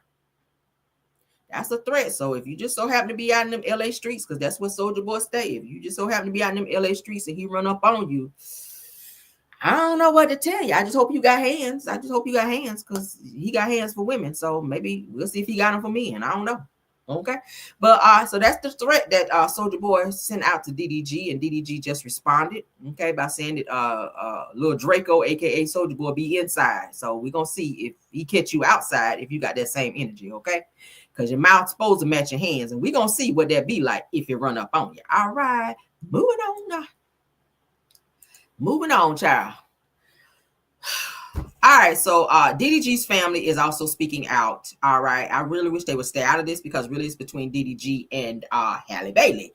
So DDG's sister is speaking up. Her name is TT, is speaking up, and she's under fire for unfollowing Halle Bailey after the shady post. All right, and then her boyfriend also responds. Why is everybody trying to be clout chasing on this DDG and Halle Bailey situation? That's what it's giving. It's giving a whole clout chase. You guys are trying to come up off this situation and be important when we really don't care. Okay, we don't care. So all right, so let's get into what they had to say. With nothing. So please stop sending her hateful messages, bro, because TT is one of, not even one of, she is the most genuine soul I have ever come across. She doesn't do anything wrong to nobody. She's not into drama. She's not out doing hood rat shit. TT is a lovely woman. All right. So please stop sending her hate. Because TT she's been stressed the fuck out. All these comments she's been reading about everybody, oh, fuck you, whatever the case may be, bro. And she's getting stressed out. All right. And she, you know, she's an emotional girl. She's a sensitive woman. And she probably won't come on here and tell y'all herself, but she's stressed out, bro. You know what I'm saying? I think a lot of people are stressed out about a lot of things, bro. The devil is working overtime against this family. You know what I'm saying? Her family, if I'm being exact. Do with nothing. So nigga can't let out a giggle. First of all, in that clip that went viral of TT saying that she's not gonna address the situation, that was her 17th time saying that shit that stream, right? She let out a giggle. First of all, TT was high. It was an awkward moment. You know what I'm saying? Like y'all can't. I don't understand how people can take a giggle and run with that shit, bro. Like y'all niggas, niggas switch up so fast. Like TT is literally the most genuine soul, damn near on planet Earth. Earth? You know what I'm saying? Yeah, I give some people some leeway, man. It truly saddens me from that no one has said. I've already seen the TMZ post, and I'm not gonna speak on it. So then why are you here? Yeah. Just buy it, twin. Are we really watching niggas eat tacos? Like, for real? Why do people do that? If you're gonna go live, if you gotta eat, like, go eat first and then come back and talk to us. I don't want to see you with a mouthful of food trying to talk shit about somebody, about something you really shouldn't be talking about anyway. This is the most ignorant shit ever. So the devil is working, but God is working harder. Okay. Pontiac TT. So TT, which is DDG's I want to say relative, sister rather, is speaking up and trying to put her 2 cents in this situation. And also her boyfriend jumped in on the situation with on behalf of DDG. Okay. They were trying to also say that Halle Bailey be a little abusive and putting her hands on DDG, which kind of ignited their altercation where it was alleged that he slammed her face into the steering wheel. My thing is this, we're not going to sit here and victim shame or blame. If they were arguing and she put her hands on him, I'm gonna say right now that shit ain't right. Nobody should be putting their hands on anyone in a relationship. And if it gets to that point where you got to do that, 9 times out of 10 it's time to end it, because we've seen so many people lose their life because of DV. Don't love me to death. Okay, I'm gonna say that again. Do not love me to death. If you got to get in a situation where you got to argue, that's standard in a relationship. You're gonna disagree, you can argue, but when it comes to you putting hands on each other, slamming people face into the damn steering wheel and hitting and kicking and all this other shit, no. I don't condone that on any level. Any level. I don't care if it's man or woman. I don't give a damn. I don't care. You should not be in that type of situation. You guys are raising a child, and you have to remember your child is seeing this and taking all of this in. DDG, if you hit Halle in front of your son, and I said this the other day, you're training your son to grow up as a young man to put hands on women. How would you like it if a man did it to your mama? Again, how would you like it if a man did that to your mama? And women, raise your sons. If you have sons, raise your sons to keep their hands to themselves. If a woman is fighting him, restrain her. Take her wrist, hold her hands until so that she can't hit him back. You don't ever want to train a man to do that, because you don't know your strength or your power. Everybody's a little bit more stronger when you're upset. Okay? Seriously. He could have broke her nose or anything, slamming her head. Well, this is a lot. It's a lot. They're young, of course. They are young. And a lot of times when you are young and in situations where you're raising kids and you got a lot of people in your business like that. And I said the other day, I really wish DDG and Halle Bailey would go back to how they used to be with keeping everybody out of their business and telling us to mind our business. Because I'm trying to, but y'all keep popping up on my social media feed and I keep getting alerts where y'all are still going back and forth. You got full custody until June 6th. Stay off the internet. Let this shit play out in court, and from there we'll see what happens. But please stay far away from each other. And if y'all got to exchange the child after that, make sure that there's a person present. Kind of how Destiny and LeBerick have to do now, because their situation has a lot of contention, being that LeBerick had to be locked up. Y'all remember that whole situation with Destiny, and then she doing some shit on the side as well to make it seem like she's trying to get him locked up and trying to get some shit on him, and the back and forth. I don't like it, because the kid is in the middle and they shouldn't see that. Children just love. So they're not going to pick mama over daddy or daddy over mama. And the kids should never be put in a situation to where they have to choose between a parent. But this shit needs to be, y'all need to get some parenting classes and some therapy so that y'all can move past this, because I'm over it. When relatives start putting their 2 cents in, it's time to move on past this shit. Okay? None of my cousins, brothers, sisters, nobody can tell me shit about my marriage or relationship. Stay the fuck out of it, because it has nothing to do with you. And that's what needs to be said here. Okay? Period. I know you love them, but it ain't your damn business, because you're only escalating the situation when the shit just needs to die down until y'all go to court. All right, moving on. Let's get into Krishan Rock, and then we got to go. Last topic. Let's go ahead and share. Maybe I'm tired and I still got work to do. Jesus. Do I need to take a B12, Lord? All right, so Krishan Rock fires back after fans criticize her for going back to Blueface and adding Porter to her IG. Now, y'all know Porter is Blueface's name, okay? Last name. She lied and said that they were married. They were never married, all right? So now it's given that she's back after he done put her out and talk shit about her, call her son names and everything else, even threatened to call CPS to get her child removed. It's been back and forth. These two are just as toxic as DDG and Halle Bailey. But now Krishan, they're saying is she's going off because people are going off on her for possibly taking not DDG, but Blueface back. Okay, that's the most toxic situation. So Krishan Rock goes off on critics over Blueface reunion and new IG name drama. Let's get into it. This is so irritating. I'd rather use my gifts and talents where I'm praising God for being blessed instead of y'all praising me because I'm the coolest BIT on the block. Then this is what I don't. Can you guys hear? I see somebody saying no sound. Can you refresh your device? Miss Valerie Rainey, refresh your device. If you guys can hear me, please put a 1, because I see people saying you can't hear. Let's go. Don't like though. People keep like, oh, she using God Okay, and you using your PUS. All right, cool. I put Porter in my bio. Get over it. What happened? Nothing happened. Oh, clout. Hey, bills. I don't need clout. What the hell? Wait, and then that's not even my atmosphere no more. Like being on the scene, wanting praises from people, wanting to be the coolest or be with the coolest or like, nah, I just generally just be moving through, like run into some, all right, hey, what's up? Hey, keep moving. That little industry stuff, I'm not into it. Sorry. I'm not into that at all. I'd rather use my gifts and talents where I'm praising God for being blessed instead of y'all praising me because I'm the coolest BIT on the block. Then this is what I don't like though. People keep like, oh, she using God. Okay, and you using your PUS. All right, cool. I put Porter in my bio. Get over it. What happened? Nothing. But she's supposed to have a whole boyfriend where she moved on and you went public and doing all these damn videos and going live with this guy. I think you did it to make Blueface jealous, and he didn't really care because he told you get your shit out of his house because he was really done with you anyway.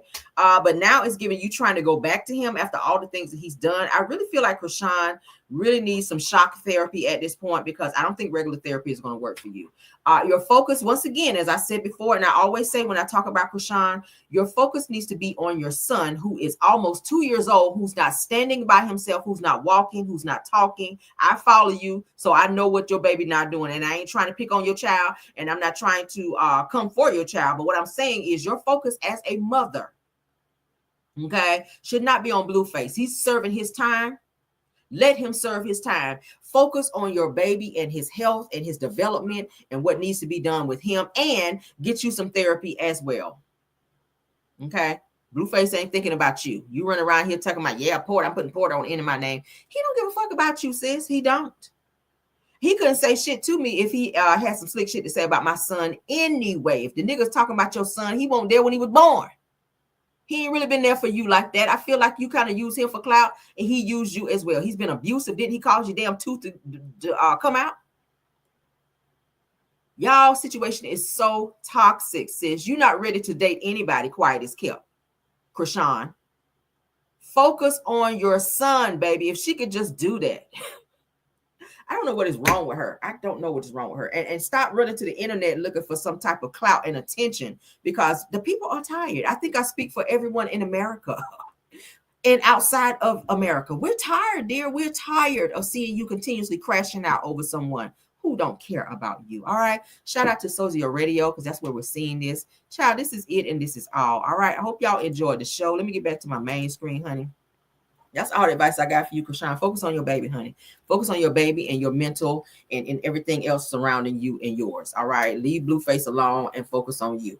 But that is it for our show, honey. Thank y'all so much for stopping by. I'm glad y'all had a wonderful, wonderful time. If you did, please don't forget to hit that like button to support the video and push it into the algorithm. Thank you to my mods, Bill Wilson, KBR Tyra, Scorpion Miss. Thank you, Rose Armstead. Thank you, True TV Podcast, my backup mods for doing an awesome job as well. Thank you, Sunny Days, for being a content creator and spending time over here with me. Thank you again, True TV Podcast. She's a content creator as well. Purple Unicorn, thank you for being here. Thank you so much, Messy Hills ATL, Boss Lady, Brian, Girlfriend Chronicles, Love Seen Heard. Did I miss anybody? Y'all said y'all had a good time. Y'all have a good time in this show. Child, I told y'all I was gonna act the fool. Y'all gonna get your laugh on. Thank y'all for being here. I saw you, Schoolboy. Schoolboy was in the house as well. Schoolboy, thank you for stopping by. That's the homie. Y'all support all these content creators that I mentioned in here today. All right, because they are great content creators and they give out great content as well. So thank y'all for coming over and spending time on my channel because you could have been getting a bag on your own. So thank y'all for coming over and rocking with me today on this good old Friday. Schoolboy said, "What gifts and talents is beating people up and play?" That right there, okay? That right there when it comes to Krishan, baby. You ain't really got no talents, all right? She ain't really got no damn talent. That fighting, she got hands. She do have hands, but child. All right, so yeah, y'all said great show. I appreciate it, all right? Thank y'all so much. Let's get on out of here, all right? Like the video, tell a friend to come on over to the Camera Rail Show and subscribe as well. Oh, hold on.